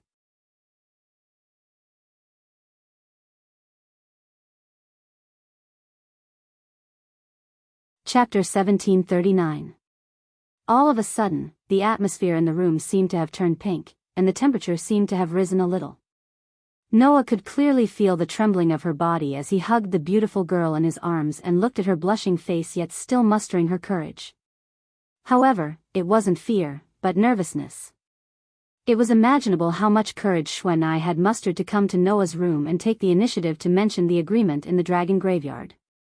Hence, Noah stretched out his hand and stroked Xuanai's slender and smooth back. He moved his mouth close to Xuanai's ear and whispered, "Have you really made up your mind?" Xuanai's trembling eased a little under Noah's comforting touch. However, the blush on her face didn't subside at all. Under such circumstances, Xuanai didn't even dare to lift her head to look at Noah. She only snuggled up in Noah's arms and nodded shyly. That movement seemed extremely gentle. If Noah's gaze hadn't been fixed on Xuanai's body, he wouldn't have noticed that movement at all, right? However, not only did Xuanai's behavior not weaken her charm, but it also aroused his appetite. Under the control of his emotions, Noah hugged Xuanai with more force, as though he wanted to rub the girl in his arms into his body. He hugged Xuanai tightly. Due to the thick coat that Xuanai usually wore, it was difficult to see how good her figure was with the naked eye. Today, Xuanai was wearing a princess dress, which accentuated her good figure. Noah, who hugged Xuanai tightly, could clearly feel the softness and fullness of the girl's body in his arms. Hence, Noah said in the end, "If you want to go back on your words, it's still not too late." Xuanai didn't say anything. She only buried her head in Noah's arms with a blushing face. Due to her nervousness, she hugged Noah tighter and tighter, silently expressing her determination. Now, what reason did Noah have to reject her? Amidst Xuanai's exclamation, Noah abruptly carried the girl in his arms in a princess carry and threw her directly onto the bed. With another cry of surprise, a pure white princess dress was thrown into the air and fell to the ground. Not long after, Noah's black tuxedo also landed on the ground. A sleepless night had just begun. The sky gradually brightened up. Outside the windows of the luxurious suite, the warm sun shone into the room and onto the red-carpeted floor. There, pitch-black and pure white gowns were scattered all over the ground, but they didn't give off a dirty and messy feeling. Instead, they seemed especially warm. Noah opened his eyes in a daze, and his consciousness began to gradually wake up. Almost instinctively, Noah reached out his hand and subconsciously wanted to hug the girl who was lying in his arms before he fell asleep last night. However, when he reached out his hand, Noah hugged nothing, which made him slightly startled and his mind instantly woke up. When he woke up, Noah realized that, other than himself, the girl who was supposed to be present was nowhere to be seen, leaving only Noah lying in bed. Xuanai? Noah was a little surprised and puzzled as he sat up. At this moment, the door was pushed open. Outside the door, Xuanai, who had already dressed neatly and changed into her usual clothes, slowly walked in with breakfast in her hands. After seeing Noah get up, she was first surprised for a moment, then her pretty face blushed slightly. She lowered her head like a small animal and said shyly, "Noah. Master Noah, Xuanai." Noah breathed a sigh of relief without a trace and then put on a straight face. "Where did you go?" I went to help Master Noah prepare breakfast." Xuanai still lowered her head and said softly, "However, the palace is too big and I don't know where the kitchen is." It took me a lot of effort to find a servant in the palace to lead the way, so I wasted a lot of time. Are you going to help me prepare breakfast? Noah scratched his cheek. Can't you just leave that kind of thing to the servants in the palace? But I want to prepare breakfast for Master Noah. Shwenai looked up uneasily and secretly looked at Noah. Can't I? Looking at Shwenai's uneasy look, Noah couldn't help but pat his forehead and scold himself in his heart. For this girl who had low self-esteem, after last night's entanglement, she would definitely have all kinds of uneasiness. Noah could even imagine the scene where Shwenai tried her best to serve him well so that he wouldn't hate her. In this way, if Noah showed even the slightest bit of resistance to Shwenai's good intentions, it would only make her more uneasy. Noah hurriedly said, "No, I haven't tried breakfast made by Shwenai yet, but I'm looking forward to it." Is that so?" Shwenai breathed a sigh of relief, but then became nervous again. "But I'm not sure if it's to your liking." "I'm not picky about food, so why would it be to my liking?" Noah laughed out loud. "Anyway, since you've already made it, bring it over." Shwenai's expression became a little more cheerful as she nodded repeatedly and brought the breakfast to the bedside.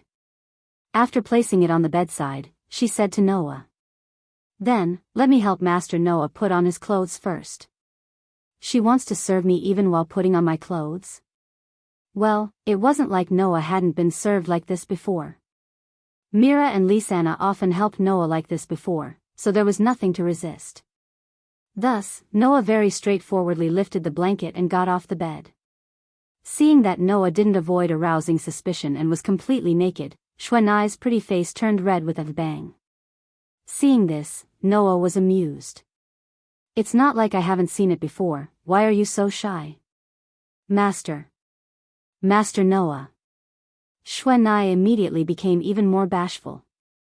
That delicate appearance made Noah have the feeling of having an appetite for her again. However, now wasn't the time to be lovey-dovey here. Today was the day to prepare to return to Magnolia. So, the rest of the guild members should have gotten up one after another and would be leaving soon. If he turned into a beast here and wasted time, Mira and Lisanna would definitely come over, and the rest of the guild members might also come looking for Noah. When the time came, Noah's perfect image would be completely ruined if he was surrounded by a crowd. "Alright, aren't you going to help me put on my clothes?" Noah said teasingly. "If you don't hurry up, there will really be people coming to watch later." Shwenai's pretty face turned red, but she still obediently took out Noah's clothes and walked in the direction of Noah. Outside the palace, a group of sorcerers belonging to Fairy Tale had gathered together, each of them carrying some luggage. Emerald stood in front of everyone with Alcardios. Facing Noah's direction, Emerald bowed and saluted. "Although I have said it many times, Master Noah, thank you very much for saving this country. Otherwise, I would really be unforgivable. I was just doing what I wanted to do. What I wanted to save was not this country, but my companions." Noah shook his head. "So, Your Highness, there is no need to continue expressing your gratitude to me. Even so, the fact that Master Noah saved all of us still exists." Emerald said very seriously. "I will always remember Master's kindness in my heart. I will never forget it." After that, Fei Chui looked at everyone and thanked them solemnly. "At the same time, I would also like to thank everyone for lending a helping hand when this country was in trouble. If there is anything you need me for in the future, please do not hesitate to ask. When the time comes, I will definitely do my best." To be able to receive such a promise from Your Highness, we are already very honored. Makarov nodded heavily. "Then, we will take our leave." Makarov looked at Noah. Noah smiled and turned his head to look at everyone present. "All right. Everyone. Let's go home." Everyone responded loudly, their faces beaming with joy. And so, under the gaze of Emerald and the others, everyone stepped on the road back to Magnolia.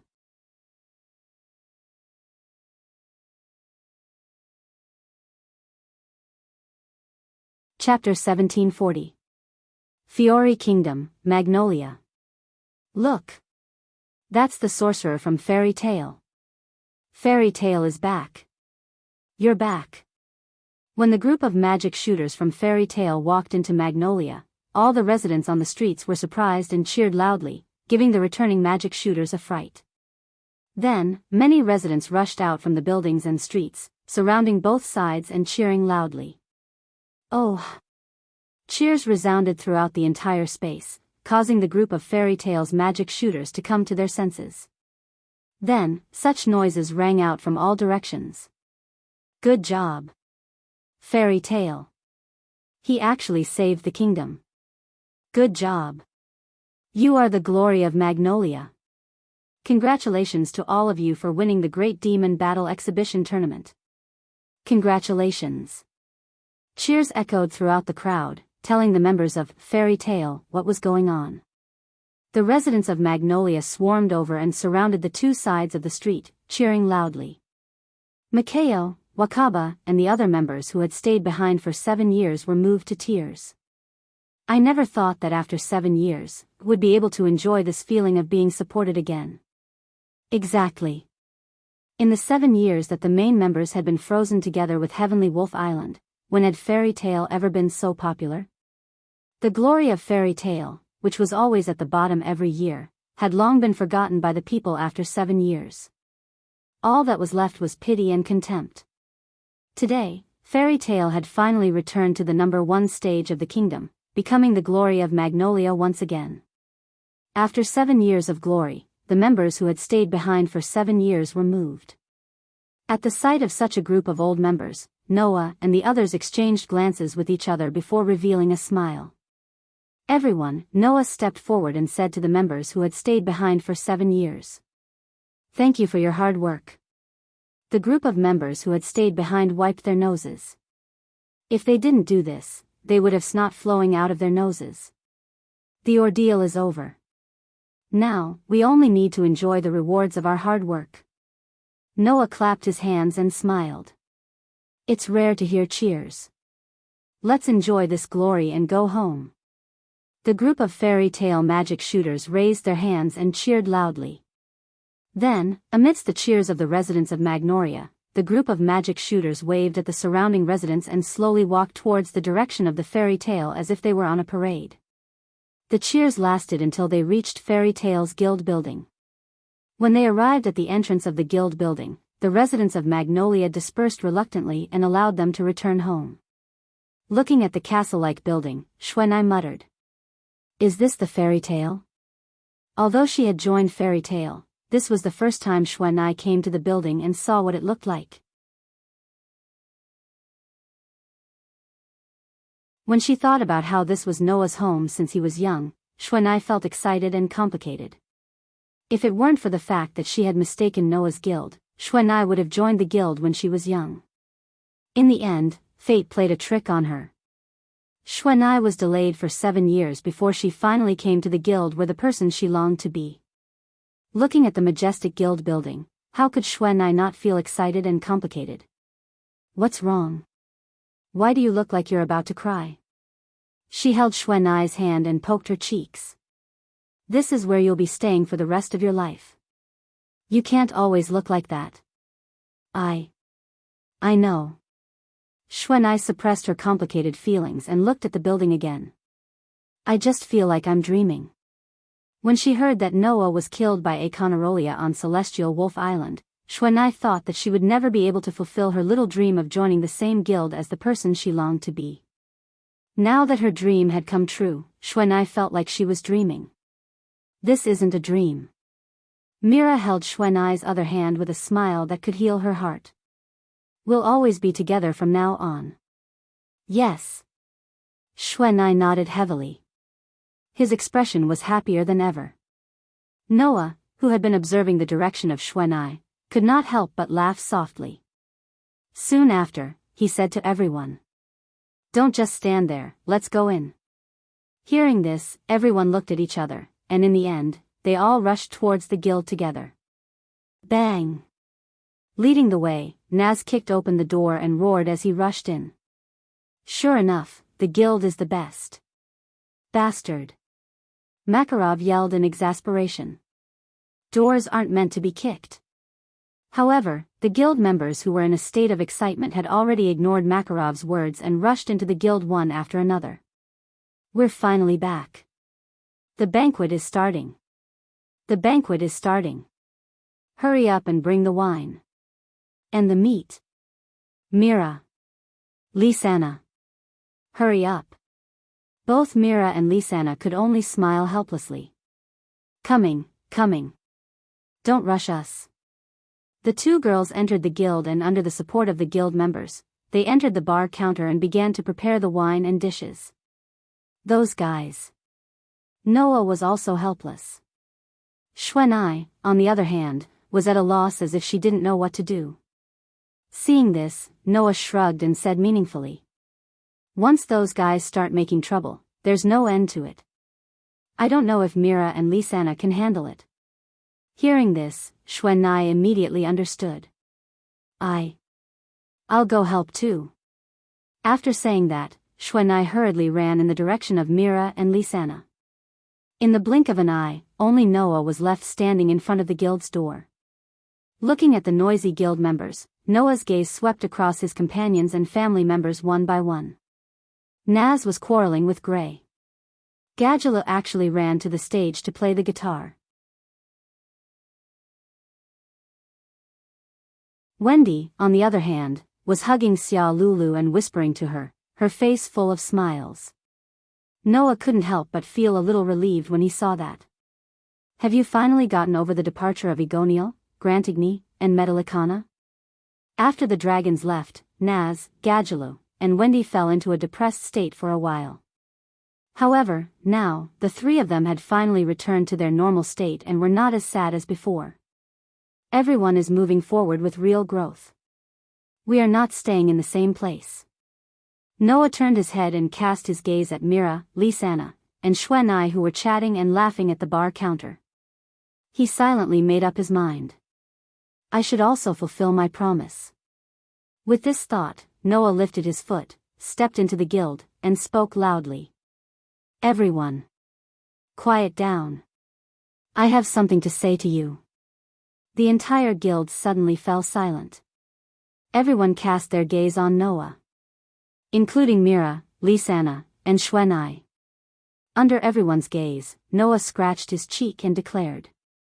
I hope everyone can come to my wedding in a week's time. Everyone's eyes widened. Mira and Lisanna were even more stunned. Then, their eyes lit up.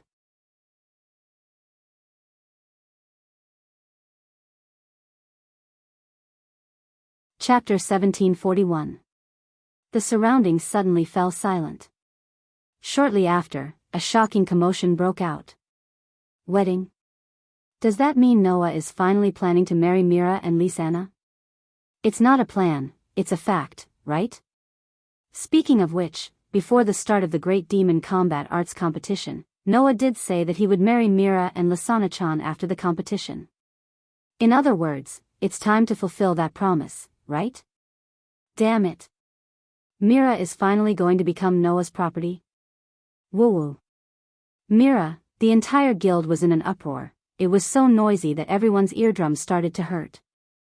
Mira and Lisanna were pleasantly surprised, but just as their companions said, this matter was already decided long ago, so there was nothing to make a fuss about. However, at this time, Mira and Lisanna were still very happy, the expressions on their faces almost melting. Congratulations, Lord Mira and Lord Lisanna. Snow was sincerely happy for Mira and Lisanna. You can finally marry Lord Noah. Thank you. The smiles on Mira and Lisanna's faces were several times brighter than usual, they looked very beautiful. At this time, Noah was surrounded by his companions. A week? Isn't that a bit too rushed? Gray said. Just preparing for the wedding will take a long time, not to mention that you seem to be preparing to find a new house. Will that be enough time? Although it is a bit rushed, a week is more than enough. Noah already had a plan, so his reply was very smooth. No matter what, our guild has already reclaimed the throne of number 1 in the kingdom of Fiore, and we have even protected the kingdom. Now is the time for us to make a name for ourselves. I believe that before long, many new members will join our guild, and the number of requests will increase as well. When the time comes, we might not have the time to prepare for the wedding. So, you want to take advantage of this time to prepare for the wedding? Gray nodded in realization. Indeed, in that case, we have no choice but to hurry up and finish the wedding. But, Elisha muttered in a bashful voice. I'm not mentally prepared yet. With this reaction, I don't even want to comment anymore. Lucy sighed while holding her forehead. It's not like Elisha is getting married. Why do you need to be mentally prepared? I wasn't mentally prepared either. Wendy's pretty face was slightly red, but she clenched her small fists and spoke with an expression of effort. However, I will start preparing myself mentally now. When I grow up, it will be just right. Just enough? Naz asked curiously. What can I do? Hearing this, Noah felt a little guilty. If his companions in the guild knew that even Wendy was planning to marry him in the future, how would they look at him? Thinking of this, Noah quickly changed the topic. Moreover, after the wedding, I have some matters to attend to. At that time, I will be away for about a month. Before the guild becomes busy, I have to hurry up and finish the wedding. At this moment, everyone's eyes were focused on Noah. Leave for a month? Elisha asked in surprise. Now, is there anything that requires you to spend an entire month to settle? Although the rest did not speak, they had the same surprise as Elisha. After all, Noah was the first of the 10 great St. Magus masters and was recognized as the #1 magic shooter in the continent. He was an existence that could single-handedly block a Conarolia and 10,000 WIRMS. With such a degree of power, what else would require Noah to spend so much time to settle? Noah naturally understood the doubts of his companions. However, Noah did not say it directly. Instead, he smiled faintly. Why? Are you guys still worried that something will happen to me? No, it's not to that extent. Gray folded his arms and looked straight at Noah. I just want to say that if there's anything that you need our help with, you can leave it to us. The rest nodded and expressed their agreement. Well, no matter what, you're now the president. You can't let the president solve everything, right? Lucy also said kindly. If it's something that we can handle, then it's better to leave it to us. Hearing everyone's words, Noah felt a little warm in his heart. Thus, Noah said so. All right, it's not a big deal. I'll definitely be able to handle it. Noah spread his hands. However, before that, I want to complete the agreement that I've made so that I won't have any regrets in the future. At this point, Noah suddenly smiled. Of course, the agreement I'm referring to is not only to marry the person I love.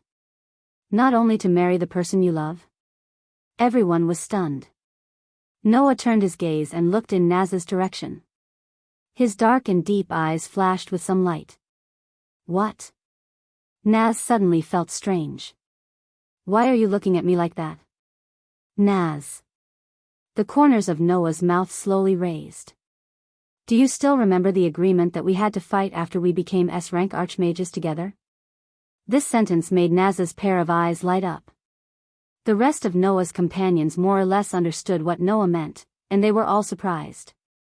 Since then, it has been 7 years in this era. Noah looked at Naz closely. Although none of us became S-rank archmages, I directly became one of the 10 great saint archmages and succeeded the position of president. After your cultivation, your strength has also increased to the point where you can become an S-rank archmage. Now, it's time to fulfill the original agreement.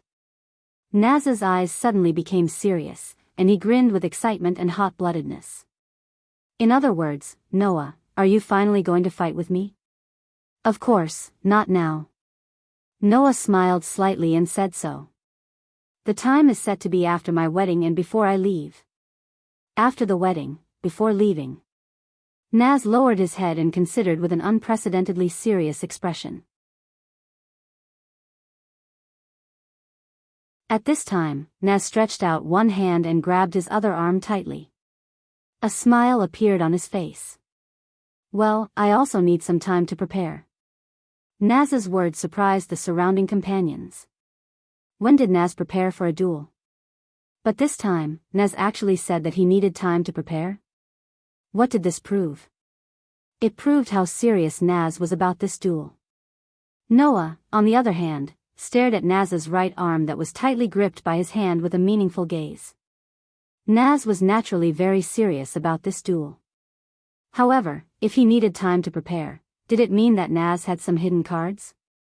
As soon as this idea appeared, it had to be said that even Noah began to look forward to it. So, Noah made a prompt announcement. Well, before I leave, let's have a good fight. Yo! I'm burning. Naz laughed out loud and rushed in the direction of the door. In that case, I have to hurry up and prepare, hubby. Isaac. Habby immediately flapped the wings on his back and shot out like an arrow, catching up to Naz. In the next second, Naz and hubby rushed out of the guild and soon disappeared without a trace. Until then, the crowd was in an uproar. The duel between Noah and Naz? Who will win? For that kind of thing, it's obvious that Noah will win. That's true, his companions in the guild were noisy like this. Only Alusha and Gray stared in the direction where Naz left, and their expressions were not very relaxed. Hey, Noah, you have to be careful, Gray said. That guy actually said that he needed to prepare, he must be hiding something. I have a feeling, Alusha said the same. Your duel with Naz will definitely not be as predictable as everyone said. I understand. Noah looked in the direction where Naz disappeared, and his eyes flickered. I know better than any of you that Naz is definitely not an opponent to be underestimated.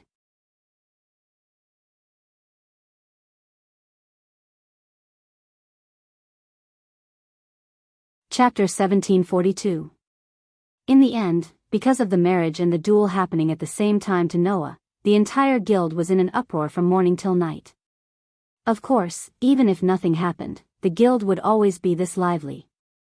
However, with the marriage and the duel happening, the guild was undoubtedly several times livelier than usual. In Noah's opinion, his companions in the guild were actually a bunch of excited people who wanted to see the world in chaos. That was why the whole guild became so noisy after Noah announced these two things.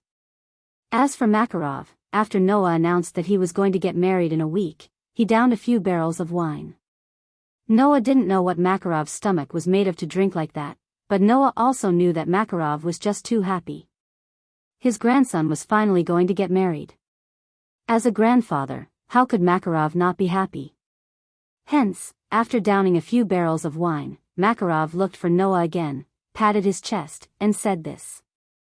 Aren't you going to look for a wedding house? Leave this matter to me. After leaving this sentence, Makarov directly slipped away and disappeared. Later, Noah found out that Makarov had dug out all his savings and spent a lot of money to buy a relatively luxurious house. That house was the wedding house that Makarov was going to give to Noah. Originally, Noah had planned to rely on his current reputation to find the most difficult and most rewarding task. After obtaining it, he would use the reward to buy a house and prepare for the wedding. Now, since Makarov had taken care of the task of finding a house, Noah's only task left was to prepare for the wedding. However, regarding the wedding preparation, Mira and Lisanna had taken care of everything. You are now the guild leader. There are many things in the guild waiting for you to do. Mira said gently to Noah. So, about the wedding preparation, let us do it. I have been wanting to have a wedding for a long time. I have many ideas in my mind. Lisanna said with a face full of excitement. Brother Noah, you can't fight with me, okay? Seeing that Mira and Lisanna were eager, Noah didn't want to dampen their spirits. He could only find Shwenai and discuss the wedding with her. Noah came back to finish all the things that needed to be done and not leave himself with any regrets. Thus, the matter of Fairy Tale becoming the #1 guild in the kingdom of Fiore had to be dealt with. The wedding of Mira and Lisanna had to be dealt with, and the duel with Naz also had to be dealt with. Naturally, after the breakthrough in his relationship with Xuan, Noah couldn't ignore Xuan.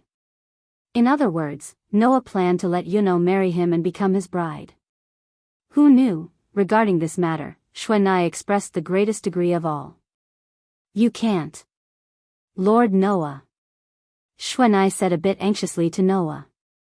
Lord Mira and Lord Lisana have already discussed the marriage with you for so long. Only now did they finally get what they wanted. How can I casually butt in? It seemed that Xuan thought that if he, a person who came out of nowhere, suddenly but in Noah, Mira and Lisana's wedding, then he would definitely be guilty of the most heinous crime. As long as I can be together with Lord Noah, I am already very satisfied. Xuan said to Noah in a pleading manner. So, Lord Noah, I beg you, please don't let me butt in at this time. Noah could tell that Xuan was truly against this matter. It wasn't because Xuan had low self-esteem, believing that with her status, she shouldn't marry Noah. Instead, she believed that she was someone who came out of nowhere. If she married Noah at the same time as Mira and Lisana, then it really was too appropriate. Since Xuan was so against it, there was nothing Noah could do. He could only helplessly agree to Xuan's pleas and inwardly promise. It won't be too late to marry Xuan after everything is settled. In any case, in the other worlds, the Elysian sun and Luo Hao were also waiting for Noah. When the time came, he would capture all of these girls in one fell swoop and drag them into the church.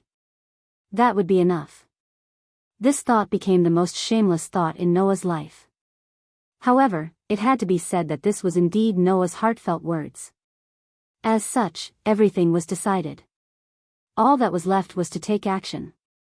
Because everything that needed to be done was taken care of by others, Noah instead became the most idle person. He was idle all the way until night time. After everyone left the guild and the doors were closed, Noah returned to his room and lay down on his bed. Clang! At the next moment, a series of dazzling silver light and resplendent platinum light bloomed from Noah's back at the same time. They turned into a series of light particles and condensed into two elven young ladies with silver hair that was as gentle and beautiful as moonlight. The moment they appeared, Athena spoke indifferently. Finally, you're almost done with the things that you need to do in this world. Yes. Noah closed his eyes. However, it's not time to leave yet. You seem to be looking forward to the wedding with those two girls, Athena said expressionlessly. You're my destined person. You're the one who's about to enter the battlefield. What? Noah didn't open his eyes. Do you want to say that you're against my wedding with Mila and Lisana? I don't have such thoughts. A beautiful wife waiting for you at home is the best way to encourage a warrior. Once a man thinks of having a wife waiting for him at home, no matter who it is, they will explode with a strong survival instinct. Athena glanced at Noah. I just want to remind you. Don't forget that you can't slack off because of the life that you're looking forward to. You don't need to say this. I understand. Noah finally opened his eyes and looked at the ceiling. I just don't want to leave behind any regrets. Noah's words elicited a reaction from Aster, who had been silent the whole time. Not only this world. Aster's mysterious eyes turned to Noah.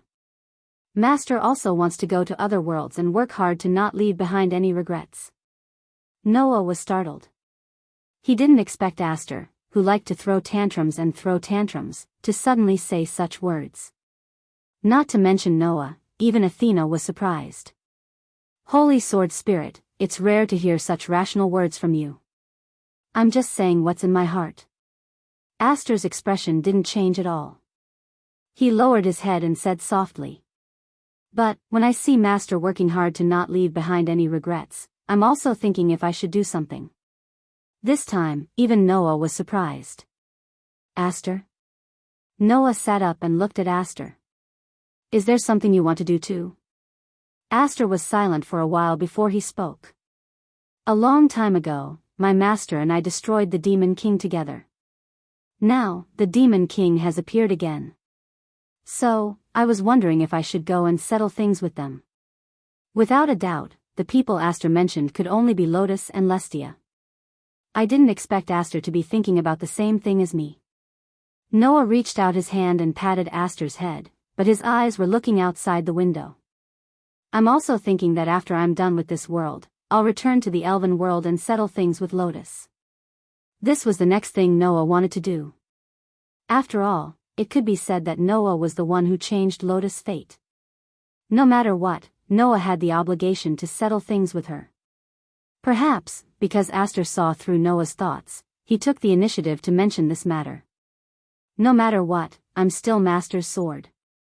Aster said as usual. Everything will be as you wish. Noah smiled and continued to stroke Aster's head. Together with Athena, they looked at the night sky outside the window and enjoyed this rare moment of tranquility. You're tuning in to the Journey of the Soul YouTube channel. Don't forget to subscribe and join us on this journey to catch the most captivating stories.